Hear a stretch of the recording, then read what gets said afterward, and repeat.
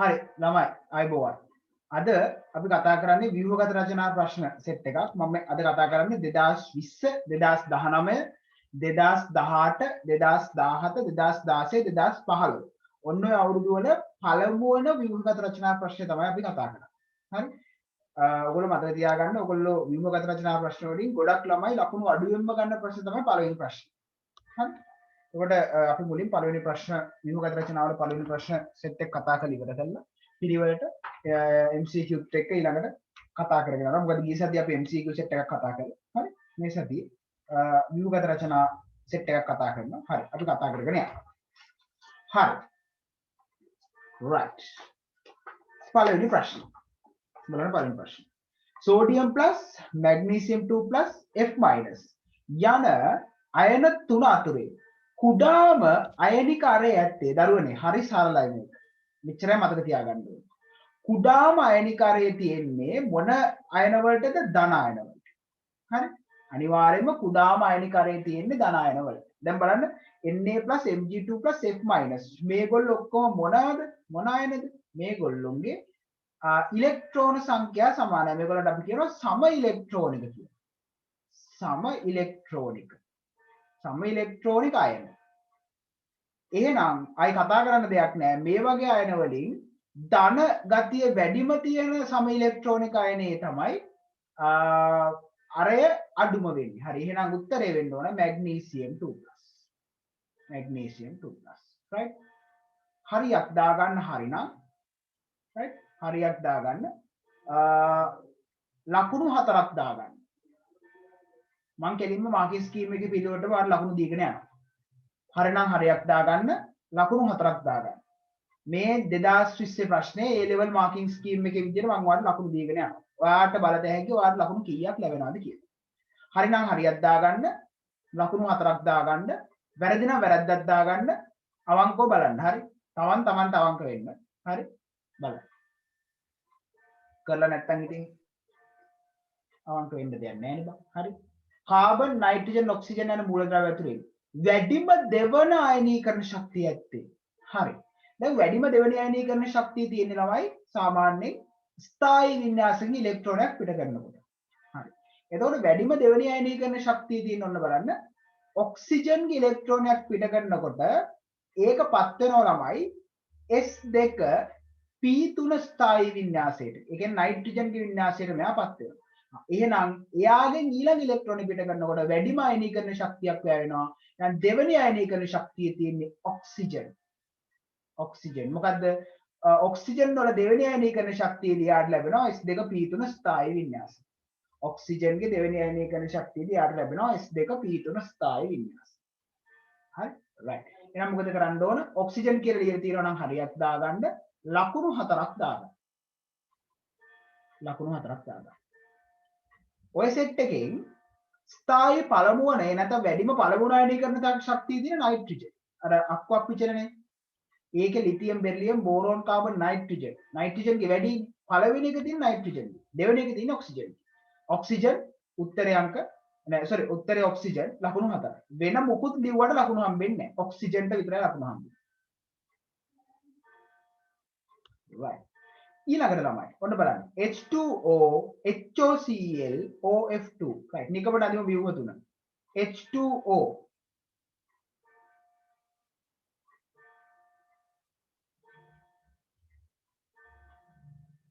අවංකම කරේ නැත්නම් අඩු ගන්න උත්තර ටික හරි ලියා ගන්න හරි H2O right HOCl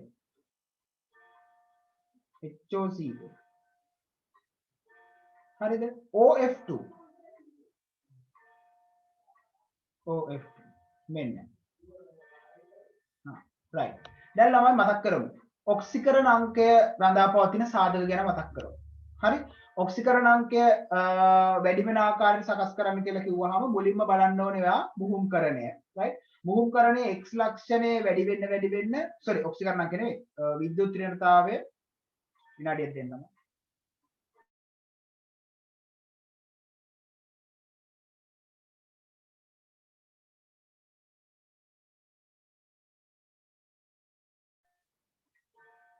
හරි විද්‍යුත් ඍණතාවය රඳා පවතින සාධක ගත්තොත් විද්‍යුත් ඍණතාවය ගැන බලද්දී ඔයා මුලින්ම බලන්න ඕනේ මුහුම්කරණය. මුහුම්කරණයේ S ලක්ෂණය වැඩි වෙන්න එයාගේ විද්‍යුත් ඍණතාවය වැඩි වෙනවා. ඒ කියන්නේ ළමයි SP ගේ තමයි විද්‍යුත් ඍණතාවය වැඩිම වෙන්නේ. ඊළඟට SP2 ඊළඟට SP3. එකම මුහුම්කරණය තියෙනවා නම් ඊළඟට ඔයා බලන්න ඕනේ ආරෝපණය මධ්‍ය පරමාණුවේ ආරෝපණය ගැන. මධ්‍ය පරමාණුවේ ආරෝපණයේ ධන ගතිය වැඩි වෙන්න විද්‍යුත් ඍණතාවය වැඩි වෙනවා. ධන ගතිය වැඩි වෙන්න. හොඳේ මොකද ධන ගතිය වැඩි වුණාම තමයි බන්ධන ඉලෙක්ට්‍රෝන වැඩිපුර Tamanගේ දිශාවට ඇදගන්නේ. ඒකට ධන ගතිය වැඩි වෙන්න මධ්‍ය පරමාණුවේ විද්‍යුත් ඍණතාවය වැඩි වෙනවා. එතන මුලින්ම බලන්න ඕනේ මුහුම්කරණය සමාන නම් ඊළඟට ආරෝපණය දිහා බැලුවා. ආරෝපණයත් සමාන නම් ඊළඟට බලන්න ඕනේ පුතේ ඔක්සිකරණ අංකය. ඔක්සිකරණ අංකයේ මෙතන මෙයාගේ ඔක්සිකරණ අංකයේ ඍණ 2යි. හරි? මෙතන මෙයාගේ ඔක්සිකරණ අංකය කීයද? මෙයාගේ ඔක්සිකරණ අංකය 0යි. ඔක්සිජන්ගේ හොඳේ. ඔක්සිජන්ගේ 0යි. මෙයාගේ ඔක්සිකරණ අංකය ඔක්සිජන්ගේ ධන 2යි. එතකොට ඔක්සිකරණ අංකයේ ධන ගතිය වැඩි වෙන්න එයාගේ විද්‍යුත් ඍණතාවය වැඩි වෙනවා. එහෙනම් මේ වඩා විද්‍යුත් ඍණ මූලද්‍රව්‍ය කවුද? OF2.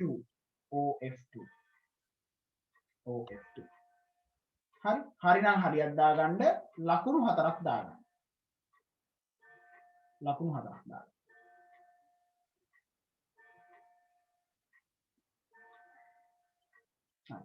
ඊළඟට බෙරිලියම් කාබන් නයිට්‍රජන් යන මූලද්‍රව්‍ය තුන අතුරින් වායුමය අවස්ථාවේදී පරමාණුවකට ඉලෙක්ට්‍රෝනයක් එකතු කළ විට ඒ කියන්නේ ඉලෙක්ට්‍රෝන බන්ධුතාවය එකතු කළ විට ශක්තිය පිට කරනුවේ ඉලෙක්ට්‍රෝනයක් එකතු කළ විට ශක්තිය පිට කරනුවේ කුමක්ද කියලා අහනවා. ඒතකොට බෙරිලියම් කාබන් නයිට්‍රජන් මූලද්‍රව්‍ය අතුරින් වායුමය අවස්ථාවේ ඉලෙක්ට්‍රෝනයක් එකතු කරාම දැන් ඉලෙක්ට්‍රෝනයක් එකතු කරාම ශක්තිය පිට කරනවා කියන්නේ ළමයි ඉලෙක්ට්‍රෝනයක් එකතු කරාම ස්ථායී තත්ත්වයටපත් වෙනවා කියන්නේ. හරි? ඉලෙක්ට්‍රෝනයක් එකතු කරාම වඩා ස්ථායී වෙනවා කියලා කියන්නේ මතක තියාගන්න ඒගොල්ලෝ එක්කෝ ඒ කියන්නේ කවදාවත් ලෝහවලට ඉලෙක්ට්‍රෝන එකතු කරා කියලා ස්ථායී වෙන්නේ නැහැ. ඒකවල ලෝහයක් වෙන්න බෑ. නයිට්‍රජන් කියන්නේ මොන જાති අලෝහයක්ද? S2P3 ස්ථායී වින්‍යාසය තියෙන අලෝහයක්. ඒතකොට ස්ථායී වින්‍යාසය තියෙන අලෝහයකට ඉලෙක්ට්‍රෝන පිට කිරීම හෝ ලබා ගැනීම කියන එක අසීරු කාර්යයක්. මොකද ඒ ස්ථායී නහ. එහෙනම් ඉලෙක්ට්‍රෝනයක් ලබා දීමේදී ස්ථායී තත්ත්වයටපත් වෙන්නේ කවුද? කාබන්.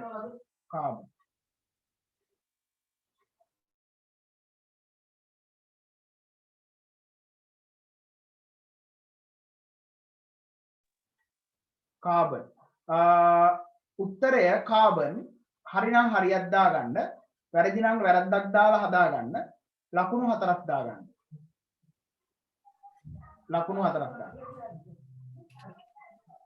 බෙරිලියම් කාබන් නයිට්‍රජන් යන මූලද්‍රව්‍ය තුන අතුරින් වායුමය අවස්ථාවේදී පරමාණුවකට ඉලෙක්ට්‍රෝනයක් එකතු කළ විට ශක්තිය පිට කරනුවේ මොකක්ද කියලා අහන්නේ. පිළිතුර කාබන්. හරියක් දාගන්න. right? හරියක් දාගන්න. වැරදි නම් හදාගන්න ලකුණු 4ක් දාගන්න. හරි. පස්වෙනි එක සෝඩියම් ෆ්ලෝරයිඩ්, පොටෑසියම් ෆ්ලුවොරයිඩ්, පොටෑසියම් බ්‍රෝමයිඩ් යන අයනික සංයෝග අතුරින් ජලයේ වැඩිම ද්‍රාව්‍යතාවය ඇත්තේ කොමකටද කියලා අහනවා. හරිද? ඒ කියන්නේ ළමයි අයනික ලක්ෂණ වැඩිම මොකටද කියලා අහන්නේ. අයනික ලක්ෂණ වැඩිම මොකටද කියලා අහන්නේ. එතකොට අයනික ලක්ෂණ වැඩිම වෙන්නේ ළමයි සෝඩියම් ෆ්ලුවොරයිඩ්ද, පොටෑසියම් ෆ්ලුවොරයිඩ්ද, පොටෑසියම් බ්‍රෝමයිඩ්ද කියලා බැලුවොත් මේකේ හොඳම උත්තරේ වෙන්නේ ළමයි පොටෑසියම් බ්‍රෝමයිඩ් KBr. මොකද KBr කියන එක තමයි ජලයට දැම්මහම හොඳින්ම දී වෙන්නේ. මොකද ඒකේ අර දැන් පොටෑසියම් කියන එක්කෙනා ලෝහයක් වුණාට අපි බලන්න ඕනේ ඍණායනය කියන්නේ මයිනස් එක සාමාන්‍යයෙන් කියන්නේ දැන් අයනික බන්ධනය කියන්නේ අයනික ලක්ෂණ වැඩි වෙන්න තමයි වැඩිම ජල ද්‍රාව්‍යතාවය තියෙන්නේ. එතකොට ඔතන ගත්තොත් එහෙම ඔගේ හොඳම උත්තරේ වෙන්නේ පොටෑසියම් බ්‍රෝමයිඩ්. නමුත් මාකින් ස්කීම් එකේ පොටෑසියම් බ්‍රෝමයිඩ් වලට සහ KF වලට පොටෑසියම් නාන දෙකටම ලකුණු දීලා තියෙනවා. පොටෑසියම් බ්‍රෝමයිඩ් හෝ පොටෑසියම් ෆ්ලුවොරයිඩ්. හරි? මේ දෙකෙන් එකක් ඔයාලා ලියලා තියෙනවා. දෙකම තියෙනවා නම් වැරද්දක් දාන්න. හරි? දෙකමටම ලකුණු දෙන්නේ නැහැ. දෙකෙන් එකක් තියෙනවා නම් හරියක් දාන්න. ලකුණු 4ක් දෙන්න. right දෙකෙන් එකක් ඔයා ලියලා තියෙනවා නම් හරි දෙකම ලියලා තියෙනවා නම් වැරදි හරි සාමාන්‍ය මාකින් ස්කීම් එක උත්තර දෙකකට ලකුණු දෙන්නේ නැහැ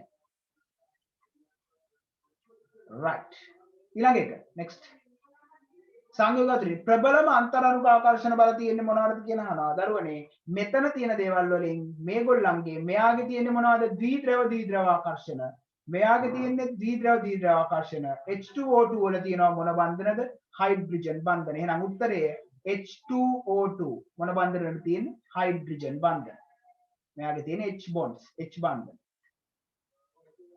H බන්ධන තියෙනවා හරි එතකොට හරිනම් හරියක් දාගන්න වැරදි නම් ලියා ගන්න හරි උත්තරය H2O2 පමණ වෙන මොනවා ලිව්වත් වැරදියි මේකට හරිනම් ලකුණු 4යි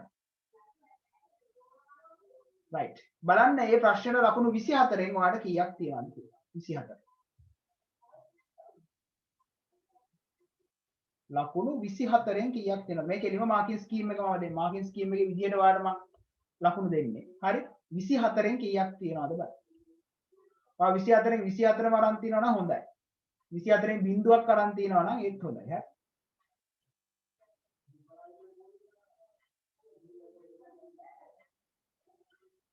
ලකුණු 24න් කීයක් අරන් තියනවද කියලා බලන්න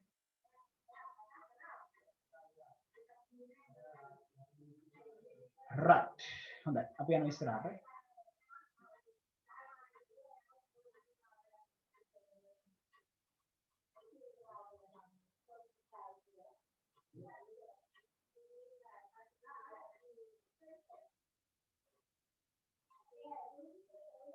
හරි මේ කියනවා මෙන්න මේක සැකිල්ල දීලා තියෙනවලු N2O32- සැකිල්ල දීලා තියෙනවලු ඒකේ වඩාත් පිළිගත හැකි ලුයිස් විවි අඳින්න කියලා කියනවා හරි දැන් ළමයි ඔය N2O32- වගේ එකක් විභාගයට යන්න කලින් එකපාරක් හරි ජීවිතේ ඇඳලා යන්න හරි නිකන් එතනට ගිහිල්ලා ඔක අඳින්න ලෑස්ති වෙන්න එපා එතකොට අපි මුලින්ම සැකිල්ල ඇඳගමු N O O හරි N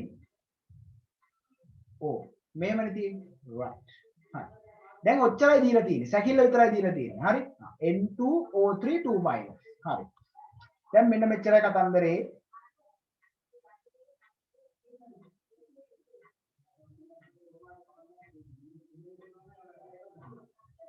right එතකොට N2O32- මේකේ මයිනස් ලැබෙන්නේ කොහොමද මතක තියාගන්න මේකේ මයිනස් ලැබෙන්නේ අනිවාර්යෙන්ම වඩා විද්‍යුත් ඍණ පරමාණු වලට දැන් මේකෙන් වඩා විද්‍යුත් ඍණ පරමාණු මොනවද ඔක්සිජන් එහෙනම් ඔක්සිජන් වලට මයිනස් ලැබිය යුතුයි හරි right එතකොට ඔක්සිජන් වලට මයිනස් ලැබෙන්න නම් අනිවාර්යෙන්ම ඔක්සිජන් කියන්නේ 6 වෙනි කාණ්ඩේ එයාගේ වටේට එයාට අයිති ඉලෙක්ට්‍රෝන 6යි තියෙන්න පුළුවන් 6ට වඩා එකක් හරි තිබ්බොත් මයිනස් charge එකක්. එහෙනම් ළමයි අනිවාර්යයෙන්ම තනි බන්ධනයක් ඔක්සිජන්ට තියෙන අවස්ථාවලදී යාට මයිනස් ආරෝපණයක් ලැබෙනවා. ඔන්න මයිනස්. මෙයාටත් මයිනස් 1 2 3 4 5 6 මයිනස්. හරි මයිනස්. දැන් ළමයි නයිට්‍රජන් කියන්නේ පස්වෙනි කාණ්ඩයක් කෙනෙක්. එයාගේ වටේට එයාට ඉලෙක්ට්‍රෝන 5ක් තියෙන්න ඕන. බන්ධනයකින් එකයි නයිට්‍රජන්ට අයිති. තව දෙකක් මෙතනට දාන්න පුළුවන්. තව දෙකක් මෙතනට දාන්න පුළුවන්. right. එතකොට මෙතන ළමයි බලන්න නයිට්‍රජන් වලට බන්ධන 3ක් තියෙන්න ඕනේ සාමාන්‍යයෙන් ආරෝපණ නොලැබෙන විට. ආයෙනම් මෙයාට තව ද්විත්ව බන්ධනයක් එනවා. එතකොට මෙයාට එක සැර යුගලක් එනවා. මෙයාට එනවා එක සැර යුගල් දෙකක්. එක සැර යුගල් දෙකක්. right. එතකොට ඔන්න ඔය විදියට ඔයා ඇඳලා තියෙනවා නම් ඔයා හරි. හරි. එතකොට ඕකේ ළමයි මෙයාගේ ලකුණු 6ක් දාගන්න ඔයා මේ විදිහට ඇඳලා තියෙනවා නම් ලකුණු 6ක් දාගන්න. එක සැරයක් හරි වැරදිලා තියෙනවා නම් බිඳුවයි. 6යි බිඳුවයි ඔකට ලැබෙන්නේ. 6යි බිඳුවයි. 6යි බිඳුවයි. හරි නම් 6යි එක වැරදි නම් බිඳුවයි. 6යි බිඳුවයි ලැබෙන්නේ. 6යි බිඳුව.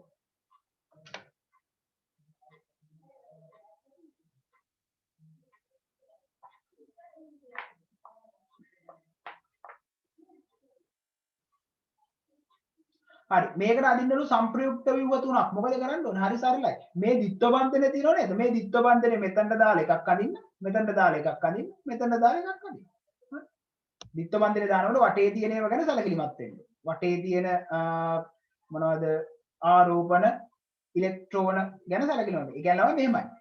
සංප්‍රයුක්ත ව්‍යුහයේ මේ තියෙන බන්ධන සෙට් එක මෙහෙමම තියෙන්න ඕන. මේකට ඒ කියන්නේ බන්ධන ගාන 1 2 3 4 5. ඒකට මේ බන්ධන පහ තියෙන විදිහට ද්විත්ව බන්ධනය තැන් තැන් වලට දාලා අඳිනවා. ඔන්න මම අඳිනවා ඈ.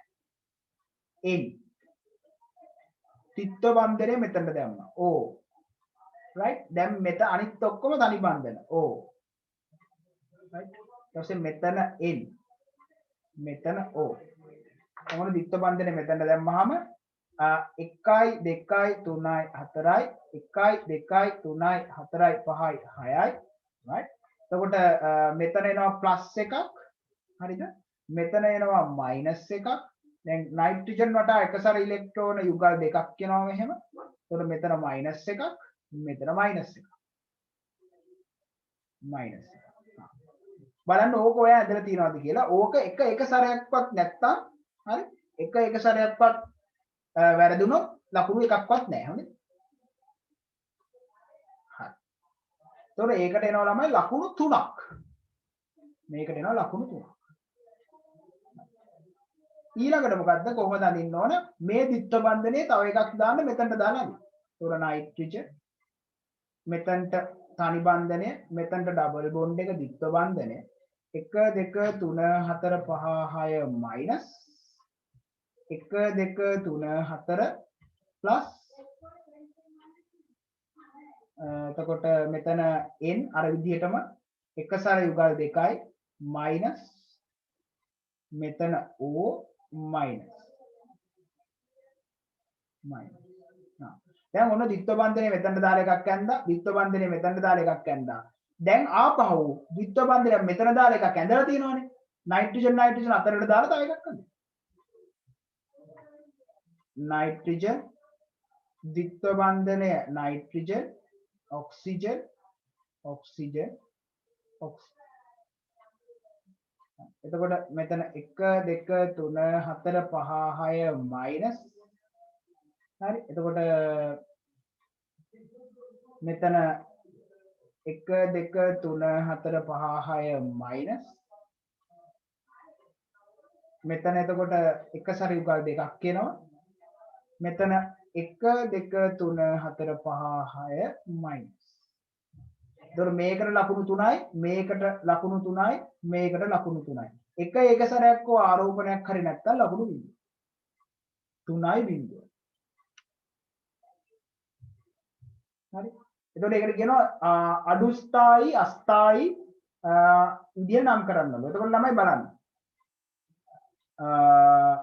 සාමාන්‍යයෙන් එකම ජාතිය ආරෝපණ එක ළඟ තියෙනවා නම් දැන් බලන්න මෙතන -1යි මෙතන -1යි තියෙනවා මයිනස් මයිනස් රිපල්ෂන් ඒ කියන්නේ ඍණයි විකර්ෂණ එහෙනම් මේක අස්ථායි ව්‍යුහයක් අස්ථායි එකම ජාතිය ආරෝපණ දෙකක් ළඟ තියෙනවා අස්ථායි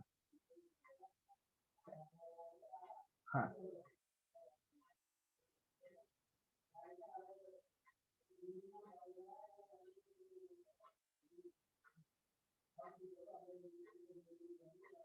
තුන්වෙනි ව්‍යුහයේ එන්ට ඔව් එන්ට ප්ලස් එකක් එනවා නේ මෙතන එන්ට ප්ලස් එකක් එනවා මෙතන හරි එතකොට මෙතන මේකේ ඒකේ එක ළඟ ඍණ දෙකක් තියෙන හින්දා අස්ථායි එතකොට මෙන්න මේකේ හරිද මේකෙත් එක ළඟ ඍණ දෙකක් තියෙනවා මේකත් අස්ථායි එක ළඟ ඍණ දෙකක් තියෙනවා මේකත් අස්ථායි හැමතිස්සෙම ළමයි ළඟ සජාතිය මේ එක ළඟ පරමාණු දෙකක ඍණ දෙකක් තියෙනවා නම් හරි ධන දෙකක් තියෙනවා නම් හරි ඒක අස්ථායි. මේකේ ළමයි මේ තුන්වෙනි ව්‍යුහය බලන්න තුන්වෙනි ව්‍යුහය නයිට්‍රජන් අතර ද්විත්ව බන්ධනය තියෙන එක ඒක අරතරන් අස්ථායි නෑ හැබැයි ළමයි ඒකේ ආරෝපණ ව්‍යාප්ත වෙලා තියෙන විදිහ අනුව ඒක අඩු ස්ථායි කියලා තමයි අපිට කියන්න තියෙන්නේ. අස්ථායි නෙමෙයි අඩු ස්ථායි. තරමක් දුරට ස්ථායි නමුත් අර තරම්ම අස්ථායි නෑ. මොකද ආරෝපණ එක ළඟ නෑ. අඩු ස්ථායි එතකොට මේක අස්ථායි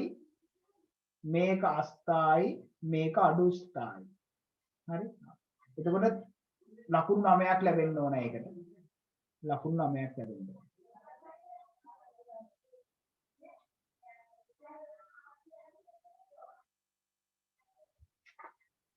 ලකුණු 9ක් ලැබෙන්න ඕන.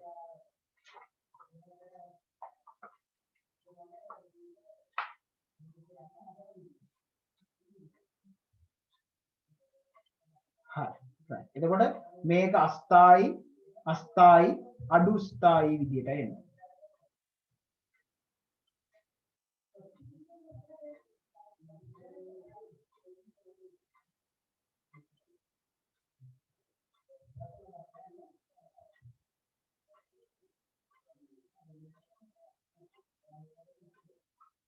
right.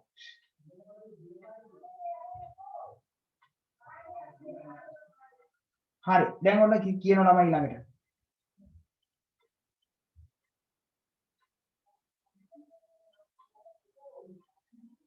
හරි. මෙතන කියනවා ලේබල් කරන ලද ව්‍යුහයක් තියලා තියෙනවා. හරිද? හා ලේබල් කරන ලද ව්‍යුහයක් තියලා තියෙනවා. එතකොට ළමයි මෙන්න මේකේ හැමදාම මේ වගේ ප්‍රශ්නයක් අහනවානේ. ඒකින් තමයි මේක දැනුවත් වෙන්න ඕන. හරි. එතකොට මේ 1 2 3 4 මෙන්න මේ දෙක ගැන අහන්නේ. මේ හතර ගැන අහන්නේ. 1 2 3 4 ඔය හතර ගැන අහන්නේ. පරමාණු වටා වෙස්පර් යුගල්. වෙස්පර් යුගල් කියන්නේ මොනවද? වෙස්පර් යුගල් කියලා කියන්නේ සිග්මා බන්ධන සහ එකසක්. සිග්මා බන්ධන සහ එකසක්. එකින් එකට බලමු. n1 කො n1 මේ තියෙන්නේ මේ එක කියන එක තමයි 1. එතකොට තමයි මේකේ මොනවද තියෙන්නේ? එක සර නෑ. මේක වටා තියෙන්නේ තනි බන්ධනයයි තනි බන්ධනයයි ද්විත්ව බන්ධනයයි. ද්විත්ව බන්ධනය එකක් සිග්මා. ද්විත්ව බන්ධනයක් ගත්තොත් ඒක එකක් සිග්මා එකක් ෆයි. ත්‍රිත්ව බන්ධනයක් ගත්තොත් සිග්මා 1යි ෆයි 2යි. ෆයි 2යි. ඒතර අපි සිග්මා බන්ධන එක සරයි විතරයි ගන්නෙ හැමතිස්සෙම වෙස්පර් යුගල් විදියට. එතකොට n1 වටා කීයද? n1 වටා වෙස්පර් යුගල් 3යි.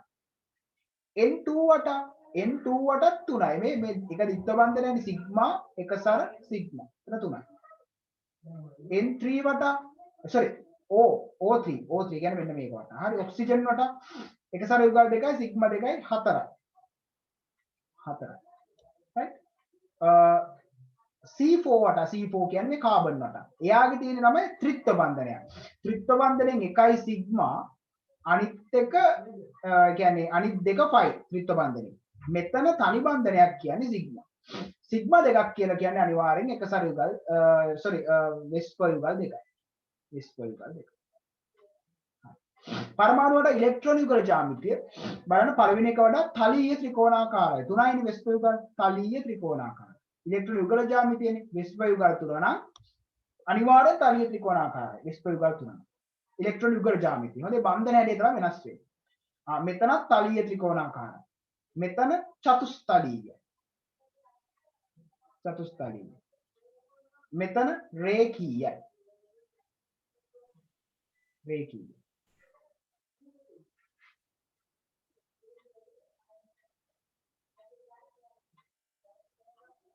නෑ අර ගොඩක් තියෙනවා ඉවර කරන්න එක. හරි. ඊළඟට පරමාණු වටා හැඩය පළවෙනි එකේ බලන්න දරුවෝ පළවෙනි එකේ බලන්න බන්ධන 3යි නේ. එක මොනවද මෙතන තියෙන බන්ධන 3යි. එක සර නෑනේ. එහෙනම් පරමාණු වටා හැඩය තලීය ත්‍රිකෝණාකාරයි. තලීය ත්‍රිකෝණාකාරයි. දෙවැනි එක වටා බලන්න ළමයි එතන වෙස්පර් යුගල් ජ්‍යාමිතිය තලීය ත්‍රිකෝණාකාරයි. හැබැයි ඔක තියෙන්නේ මෙහෙමයි. බන්ධන දෙක මෙහෙම තියෙනවා. එක සර යුගලක් කොහොම තියෙනවා. මොකද්ද එයාගේ වටේ පරමාණු වටා හැඩය? කෝණිකයි. කෝණිකයි. ඊළඟ එක O3 මෙන්න මේකනේ. මේක ළමයි වෙස්පර් යුගල් ජ්‍යාමිති චතුස්තලීය. නමුත් තියෙන්නේ මෙහෙම. ජලාණු වගේ තියෙන්නේ මෙහෙම තියෙන්නේ. ඕම් මොහොමද. මොකද්ද එතකොට එයාගේ වටේ හැඩය කෝණිකයි. හැඩය කෝණිකයි. C4 මේ C4 කියන එක වටේ ළමයි ඒක අනිවාර්යයෙන්ම වෙස්පර් යුගල් දෙකයි තියෙන්නේ. එක සර නෑ. රේඛීයම තමයි බන්ධන හැඩය. රේඛීය. හරි. දැන් ඔය ටික හරි කියන්නේ මොකෝ? දැන් මුහුම්කරණය හොයන්න දැනගන්න එපා. මුහුම්කරණය හොයන්න දැනගන්න. දැන් ඒක මම කියා දෙනවා අහගන්න. මුහුම්කරණය හොයන්න කියලා.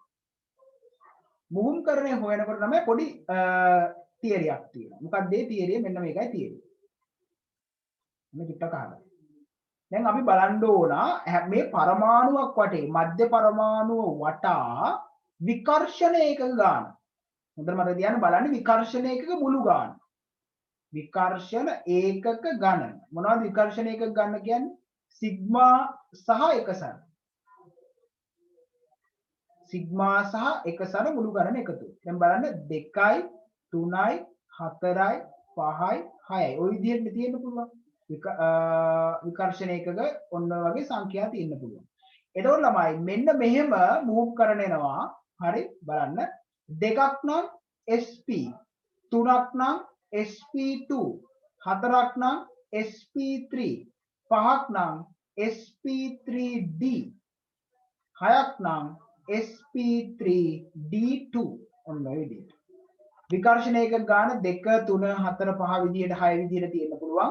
විකර්ෂණ ඒකක දෙකක් තියෙනවා නම් හරි අනිවාර්යෙන්ම ඒ කියන්නේ විකර්ෂණ ඒකක කියන්නේ සිග්මා ධන එකසර. විකර්ෂණ ඒකක කියන්නේ සිග්මා ධන එකසර. විකර්ෂණ ඒකක දෙකක් තියෙනවා නම් අනිවාර්යෙන්ම උහුම් කරන SP. තුනක් තියෙනවා නම් SP2. හතරක් තියෙනවා නම් SP3. පහක් තියෙනවා නම් SP3D. හයක් තියෙනවා නම් SP3D2. දැන් ලේසි. බලන්න විකර්ෂණ ඒකක 3යි. මොකද්ද? විකර්ෂණ ඒකක 3යි නම් SP2 නේ. 3යි නම් SP2. ඒක තියරියක්. මෙතනත් 3යි. 3යි නම් SP2. මෙතන 4යි. 4ට අදාළ මොකද්ද? SP3. මෙතන 2යි. 2ට අදාළ SP. එකකට එක ලකුණ ගන්න ළමයි ලකුණු 16ක් ලැබෙනවා මෙතන. 1 2 3 4 8 12 16 ලකුණු 16ක් ලැබෙනවා.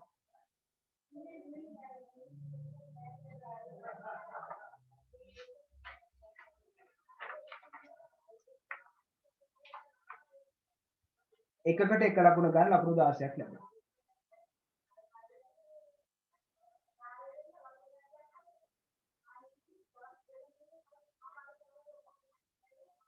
right.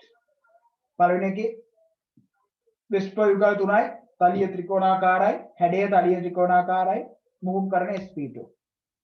විස්ප 3යි, තලිය ත්‍රිකෝණාකාරයි, හැඩය කෝණිකයි, SP2. එතකොට විස්ප යුගල් 4යි, චතුස්තලීයයි, චතුස්තලීය කියලා කියන්නේ ඉලෙක්ට්‍රෝන යුගල ජ්‍යාමිතිය, හැඩය කෝණිකයි, SP3. විස්ප යුගල් 2යි, ඉලෙක්ට්‍රෝන යුගල ජ්‍යාමිතිය රේඛීයයි, හැඩය රේඛීයයි, SP. ඔය විදිහටයි.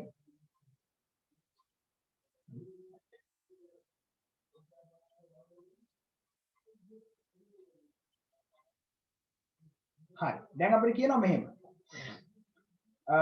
අපිට කියනවා අර උඩ ව්‍යුහය ගැන කියන්නේ. හරිද? ඒ ව්‍යුහයේ මුහුම් කාක්ෂික ගැනයි අහන්නේ. හරි. දැන් ඔන්න බලමු. මුලින්ම කියලා තියෙන්නේ කාගේද? n එකේ cl එකේ. ඔන්න බලන්න. මේ මෙන්න මෙයාගේ. n එකේ cl එකේ. cl එකේ n එකේ. හරි. cl එකයි n එකයි ගැන අහන්නේ. මෙන්න මෙයාගේ ගැන අහන්නේ. හරි. දැන් ළමයි සාමාන්‍යයෙන් මේ තියෙන cl එක. මේක ඇවිල්ලා මධ්‍ය පරමාණුවක් නෙමෙයි. මේක පිටත පරමාණුවක් නේ. පිටත පරමාණුවක් නම් ළමයි මෙයාගේ සාමාන්‍යයෙන් මුහුම් කරණයට සහභාගී වෙන්නේ වැඩිපුරම මෙයාගේ මුහුම් කරණයට සහභාගී වෙන්නේ මොන කාක්ෂිකද? පරමාණුක කාක්ෂික. පරමාණුක කාක්ෂික. එතකොට මෙයාගේ මුහුම් කරණයට සහභාගී වෙන්නේ මොන පරමාණුක කාක්ෂිකයේද? 3p. 3p පරමාණුක කාක්ෂික.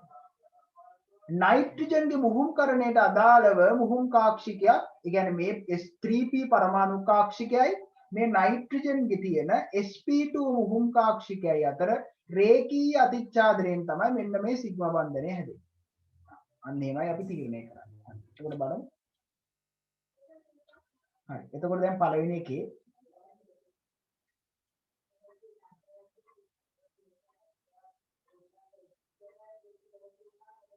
එකේ CL සහ N අතර මොකද්ද? CL සහ N අතර CL ගේ තියෙන්නේ මොකද්ද? 3p. 3p කාක්ෂිකය. 3p පරමාණුක කාක්ෂිකය.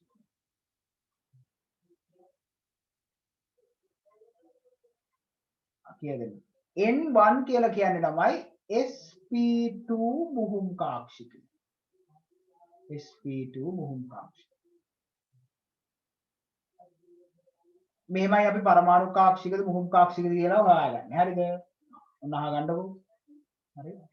අහගන්න. දැන් පරමාණු කාක්ෂිකද මුහුම් කාක්ෂිකද කියලා හොයාගන්න මෙහෙමයි. මේ මැද්දේ තියෙන පරමාණු තියෙනවානේ සාමාන්‍යයෙන් මධ්‍ය පරමාණු විදිහට වැඩ කරන කට්ටිය. මෙන්න මේගොල්ලෝ මේ මධ්‍ය පරමාණු විදිහට වැඩ කරන කට්ටියගේ තියෙන්නේ මුහුම් කාක්ෂික. වටේ තියෙන පරමාණු වල සාමාන්‍යයෙන් හොඳේ සාමාන්‍යයෙන් තියෙන පරමාණුක කාක්ෂික. හැබැයි ඇතම් අවස්ථාවල පරමාණුක නොවන කාක්ෂික තියෙන්න පුළුවන්. හරි පරමාණුක නොවන මුහුම් කාක්ෂික වටේ පරමාණු වල තියෙන්න පුළුවන්. ඇතම් අවස්ථාවල සාමාන්‍යයෙන් වටේ තියෙන පරමාණු වල තියෙන පරමාණු කාක්ෂික. කොහොමද මේ පරමාණු කාක්ෂික අපි හොයාගන්නේ? ඉලෙක්ට්‍රෝන වින්‍යාසය ලියන්නේ. ක්ලෝරින්ගේ 1s2 2s2 2p6 3s2 3p5නේ. එතකොට මෙයාගේ අවසානයේට පිරලා තියෙන්නේ 3p. ඒක තමයි මෙයාගේ බන්ධනයට අදාළ වන පරමාණු කාක්ෂිකය. මෙයාගේ 3p. ඒක තමයි බන්ධනයට අදාළ වන පරමාණුක කාක්ෂිකය. මධ්‍ය පරමාණු වල කොහොමද තීරණය කරන්නේ? බැලුවා වෙස්පර් යුගල් ගන්න. 1 2 3 වෙස්පර් යුගල් 3යි. එතකොට වෙස්පර් යුගල් 3ට අදාළ මුහුම්කරණය වෙස්පර් යුගල් 2 නම් sp3 නම් sp2 මුහුම්කරණය තමයි තියෙන්නේ. එහෙනම් මේ බන්ධනයට සහභාගී වෙන්නේ මොන කාක්ෂිකද? sp2 මුහුම් කාක්ෂික. එතකොට මේ බන්ධනය හැදින්නේ 3p පරමාණුක කාක්ෂිකයක් sp2 මුහුම් කාක්ෂිකයත් අතර රේඛීය අතිච්ඡාදනය. right? රේඛීය අතිච්ඡාදනය. 3p පරමාණු කාක්ෂිකයත් sp2 මුහුම් කාක්ෂිකයත් අතර රේඛීය අතිච්ඡාදනය. අන්න එහෙමයි අපි තීරණය කරන්නේ. right. දැන් අපි එකින් එකට ওই විදිහට තීරණය කරගෙන යන්න බලන්න. එකින් එකට තීරණය කරගෙන යන්න. හරි. දැන් ඊළඟට කියනවා මොනවද? n1 සහ o අතර. කො n1 මේ තියෙන n1 මෙන්න o. එතකොට මෙයාගේ මේ මොකද්ද? පාර්ශ්වික පරමාණුවක්. පිටත පරමාණුවක්. ඉලෙක්ට්‍රෝන වින්‍යාසය 1s2 2s2 2p5 නේද? නෑ 1s2 2s2 2p4. එහෙනම් මෙයාගේ 2p පරමාණුක කාක්ෂික තමයි තියෙන්නේ. 2p පරමාණුක කාක්ෂික. ඔක්සිජන් ගේ හොඳේ. නයිට්‍රජන් ගේ තියෙන්නේ මොනවද?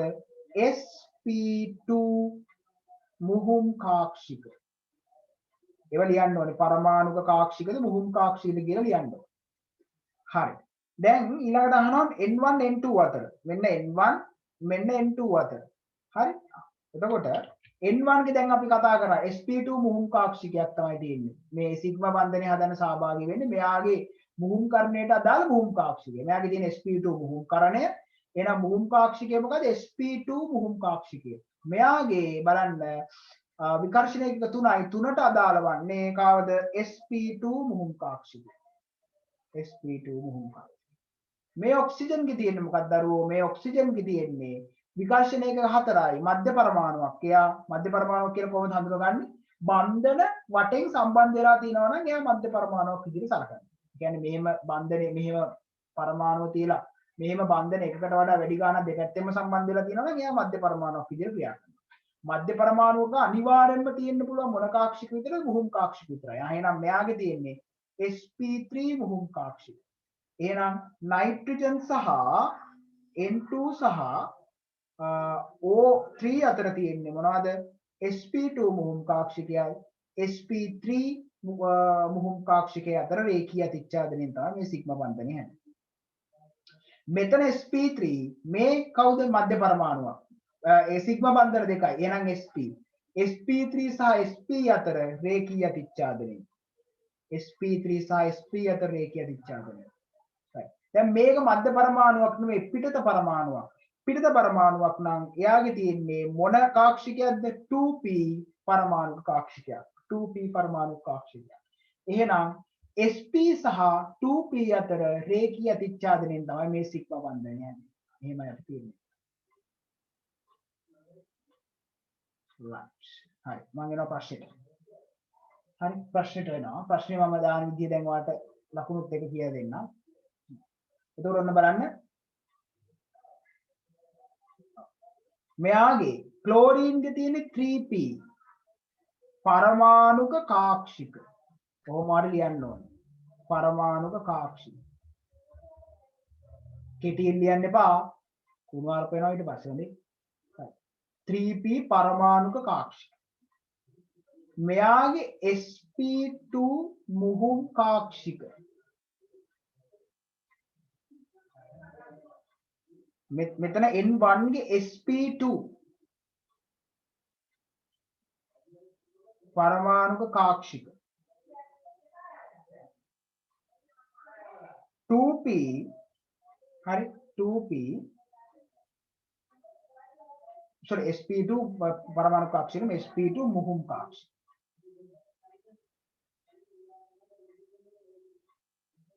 මෙයාගේ 2p පරමාණුක කාක්ෂික හරි දැන් මම මෙතන ඉඳලා මුහුම් කාක්ෂිකද පරමාණුක කාක්ෂිකද කියලා ලියන්නේ නැහැ හරි කාක්ෂිකය ලියාගෙන යනවා මේ n1 n2 අතර තියෙන්නේ මෙයාගේ තියෙන sp2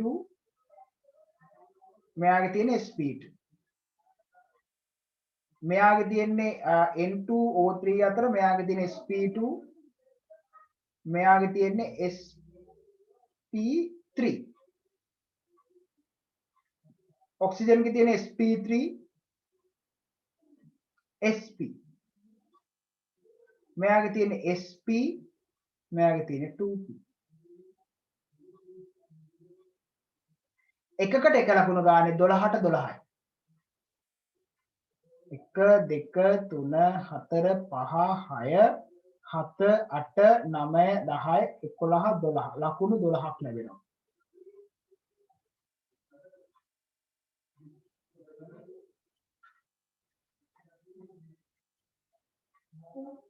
මේ ඔක්කොම මොන අතිච්ඡාදනද තමයි සිග්මා බන්ධනය හැදෙන්නේ මේ ඔක්කොම රේඛීය අතිච්ඡාදන.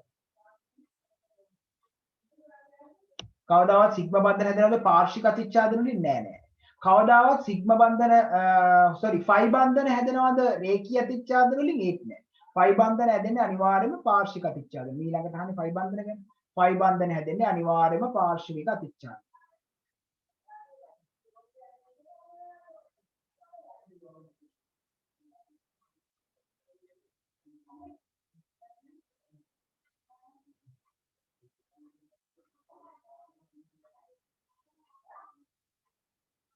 Right.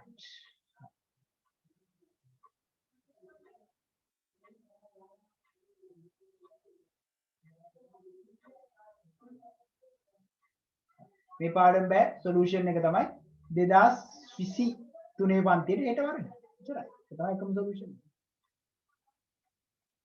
හෙට එන්න වහාම එන්න. ඊට පන්තියට.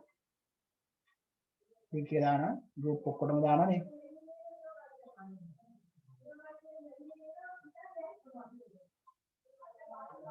එකමාර මේ පාඩම අවුල් නම් හෙට එකමාරට එන්න. ආයි පාරක් කරගන්න මේ. right හරි. ඊළඟට අපිට කියනවා මෙහෙම.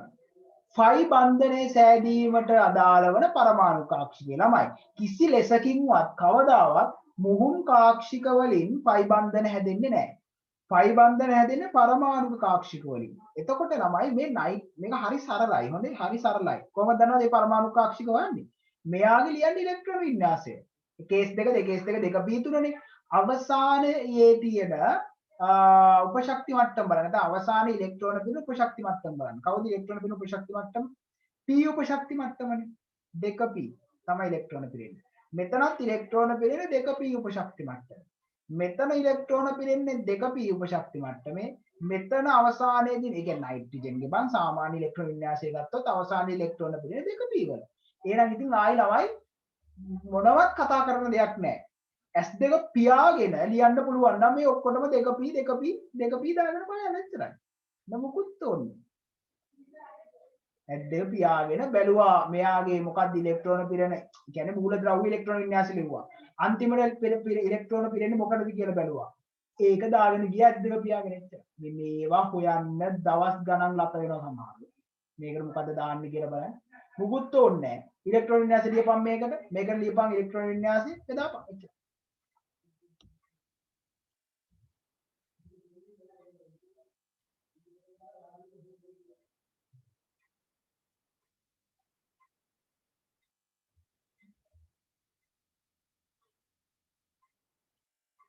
right මොකද්ද කරන්නේ ෆයි බන්ධනය හොයන්න මොකද කරන්නේ බැලුවා ඉලෙක්ට්‍රෝන වින්‍යාසය.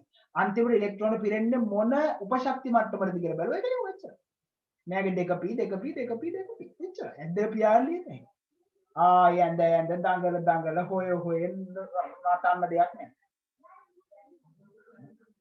මම නටනවානේ අපේ හොයන්න ගියාම. මුකුත් නටන්න දෙයක් නැහැ. ඉලෙක්ට්‍රෝන වින්‍යාසය ලියුවා අන්තිම එක ඔක්ගා දාලා මෙච්චර. බලපී සරල. කොච්චර සරලද මේ.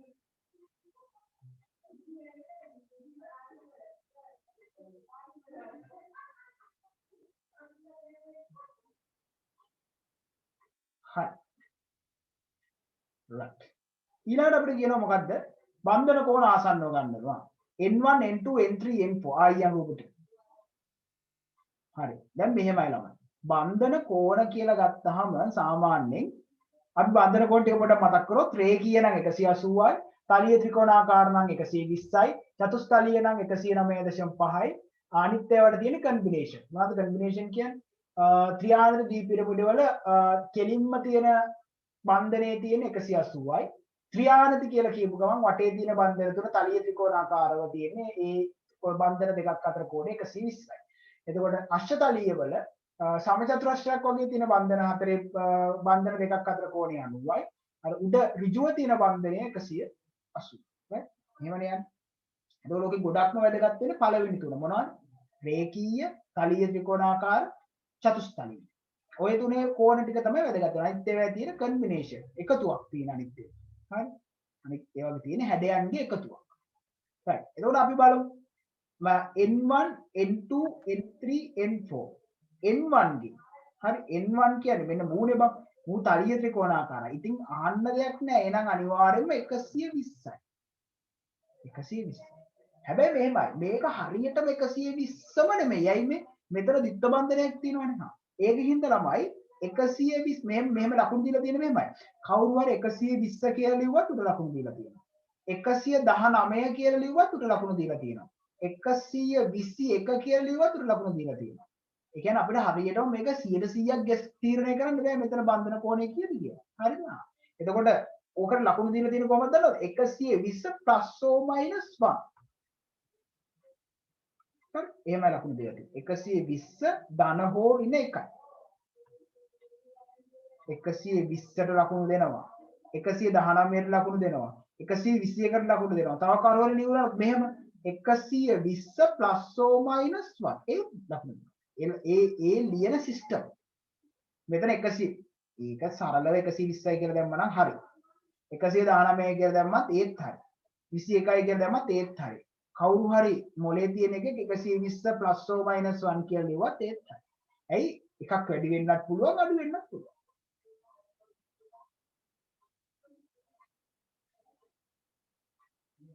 හරි. දැන් හැබැයි පුතෝ මෙන්න මේක බලන්න. මෙන්න මේක බලන්න. ඊළඟ එක. මේ නයිට්‍රජන්ගේ ඒකට නම් ඔයාට 120යි කියලා ලියන්න බෑ. හොඳේ.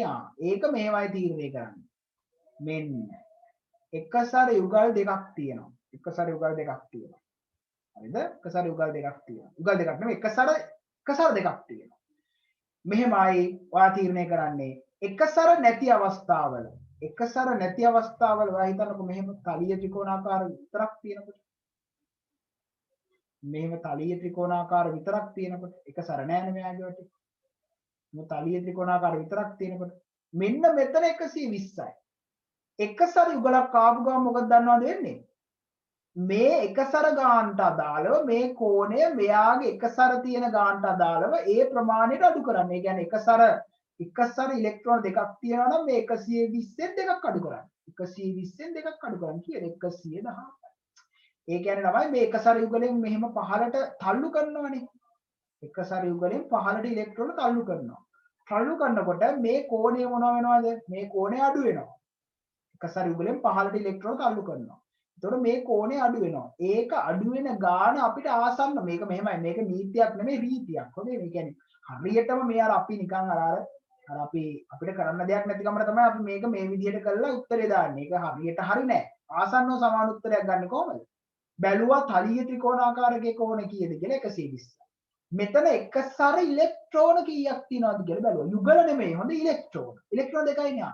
එහෙනම් බය නැතුව ඔයා 120ෙන් දෙකක් අඩු කරලා දාන්න ඕනේ 118යි. 118. එහෙමයි අපි කරන්නේ ආසන්න.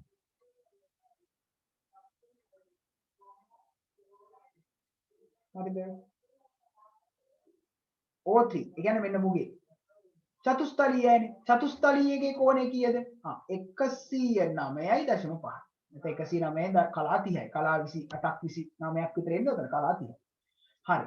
දැන් බලන්න දරුවෝ මෙතන එක සැර ඉලෙක්ට්‍රෝන කීයක් තියෙනවද? 2යි 4ක් තියෙනවානේ. 4ක්. එහෙනම් ඔයා මොකද කරන්න ඕන? ඔයා මෙතනින් අඩු කරන්න බය නැතුව 4ක්. ඉතින් 4ක් අඩු කරන්න. 9න් 4ක් 5යි.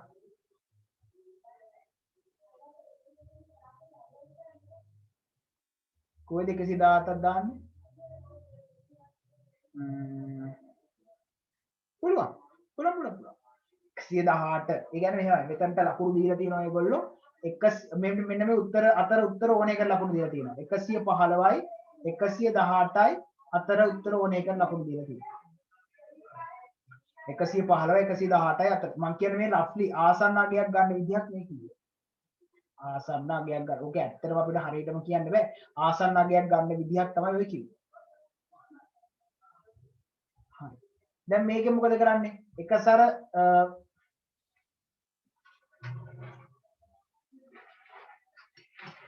හරි. මෙතන බලන්න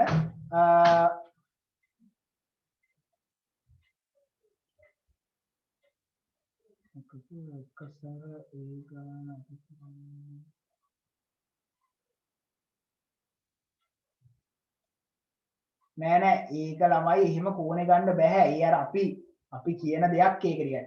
කියන්නේ මෙහෙමනේ අපිට කරන්න දෙයක් නැතුණාම කෝණේ ගන්න මේ විදිහට අපි කියනවානේ. ඉතින් අපිට ළමයි කරන්න දෙයක් නැති වුණාම අපිට කෝණේ ගන්න එහෙම කරන්න වෙනවනේ. එහෙම කරන දෙයක් තමයි ඒක. හරි. ඒක 100%ක් හරි නෑ හොඳ. 100% correct නෑ. ඔයාලට rough idea එකක් ගන්න පුළුවන් එච්චරයි. එහෙම කරන්න. එතකොට දැන් මෙතන කොහමද 109.5න් 4ක් අඩු කරන්නේ කීයද? 105.5. right. එතකොට සාමාන්‍යයෙන් ළමයි මේ දැන් ඒ වගේ අගයක උත්තර දැන් ඔයා හිතන්නකෝ මෙතන උත්තරයක් ගන්නකොට අපි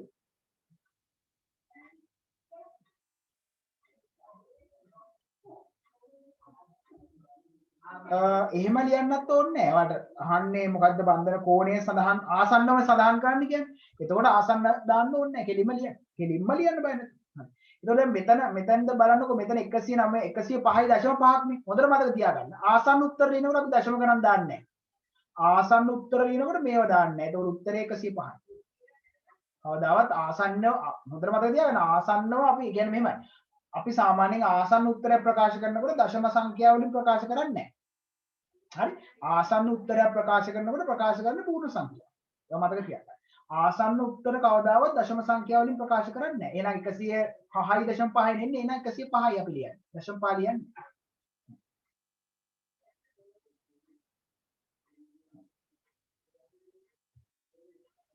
106 නෙමෙයි.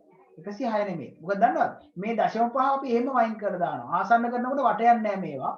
105 මෙහෙම්මම ලියනවා. ඒ කියන්නේ තමයි කෝණයක් මෙහෙම තියෙනකොට ඒ කෝණේ දශම මොකක් තිබ්බත් ඒ දශම ගාන දශම 9 තිබ්බත් ඒක අයින් කරලා දාන්න. දශම 5 අපිට කියන්න පුළුවන්. ඒ කියන්නේ මෙහෙමනේ 109.5යි කියලා කියන්නේ දශම 5 කියන එක අයින් කරලා දැම්මහම අපිට හරියට කියන්න පුළුවන් මේක 105 කියන ගේ 106 කියන ගේ කියන්න බෑ නේ. 106ට වඩා අඩුයි කියලා අපි දන්නවා. 105 ආසන්නවනේ 105. එහෙම. කියන්නේ ආසන්න කරනකොට මෙතනදී අපි වටයක් නැහැ. හොඳයි ආසන්න කරනකොට දැන් දශම ගානක් මොකක් හරි තිබ්බොත් ඒ දශමය අයින් කරනවා. ඒකයි කරන්නේ. සාමාන්‍ය පූර්ණ සංඛ්‍යාත්මක විදියට මේවා දෙන්නේ.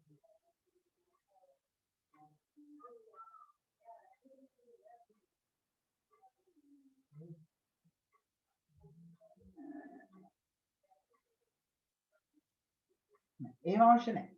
එහෙම අවශ්‍ය නැහැ. හරි. දැන් අපි කෝණ ටික දාගෙන යන්න පට ගාලා. පට් ගාලා දාගෙන යන්න. N1 N1 ගේ කීයද? N1 ගේ 120යි. N1 ගේ 120යි. N2 ගේ 118යි. ඒ කියන්නේ මේක දීලා තියෙන 115 118යි අතර මම දානවා 118යි. N3 ගේ N3 ගේ 105යි. N4 ගේ N4 ළමයි මොකද්ද N4 කියන රේඛියයි. ඉතින් කතා කරන්න දෙයක් නැහැ. ඌ 80යි. 180යි. 180. රේඛියයිනේ බං. රේඛිය කියන්නේ 180. එතකොට හරි දාගන්න මෙතනට එකකට එක ගාන ලකුණු 4යි. 1 2 3 4 ලකුණු 4යි.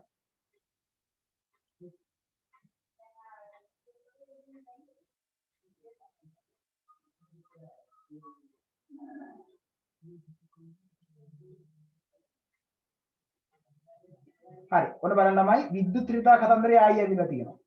ටක් ගාලා මතක් කරමු. විද්‍යුත් ඍතාව කොහොමද ගන්නෙ? මුලින්ම බලන්නේ මොකද්ද මුලින්ම බලන්නේ? මුලින්ම බලන්නේ අපි මොනවද මුහුම්කරණය. මුහුම්කරණයත් SP නම් තමයි වැඩිම විද්‍යුත් ඍතාවේ තියෙන. ඊළඟට SP2 ඊළඟට SP3. මුහුම්කරණය කියන එක මුලින්ම බලනවා. සමාන මුහුම්කරණ නම් ඊළඟට බලනවා ආරෝපණය. හරි. ආරෝපණයේ ධන ගතිය වැඩි වෙන විද්‍යුත් ඍතාවේ වැඩි. right. එතකොට ආරෝපණය සමාන නම් ඊළඟට බලනවා අපි ඔක්සිකරණය. හරි. ওই තුන තමයි අපි සාමාන්‍යයෙන් කම්පෙයාර් කරන්න කෙනෙක්. හරි. අනුපිළිවෙල මතක තියාගන්න. මොනවද අනුපිළිවෙල? මුලින්ම මුහුම්කරණය ඊළඟට ආරෝපණය ඊළඟට ඔක්සිකරණය. අර ගලේ කිටුව වගේ බලන්න මතක තියෙන්න ඕනේ නේද? ඔවත් එක්කන සෙල්ලම් කරන්න එපා වැරදුනොත් වැරදුනා. මේ පළවෙනි ප්‍රශ්නේ තමයි ළමයි ලකුණු අඩු දැන් මෙහෙමනේ අනිත් ප්‍රශ්න වල තර්ක කළා හරි යම් ප්‍රමාණයකට උත්තර කියන්න පුළුවන්. මේ B මගුල මේක හරිම අමාරුයි ඈ. ඒ AB ගන්න ළමයිත් මේක මාර විදිහට වරද්දනවා. අනිත් එක මේකේ එළබිලා ඉන්න එපා ගොඩක් කියලා. ගොඩක් වෙලා ඉන්න එපා මේක එළඹීගෙන. මොකද හේතුව ලකුණු කියන එක පට්ට විදිහට අඩු කරගන්න පුළුවන් මේක. මුළු පේපර් එකේම ලකුණු මේකට අඩු කරගන්න පුළුවන්. ඇයි මේක එක තැන හිතියොත් මම ගොඩක් වෙලාවලට කියන්නේ මේක සෙට් වෙන්නේ නැත්තම් තියදී යන්න. පස්සේ මොකද තමයි අපිට මුළු පේපර් එකෙන්ම ලකුණු ගන්න පුළුවන්. මේක කරන්න කියන්නේ කරන්න තියෙන එකම දේ එක දිගට අවුරුදු ගානක පේපර් ටික මේ ෆලෝ අප් කරගෙන ගියාම ඔයාලට මේක සෙට් වෙනවා. රටාවක් තියෙන මේක.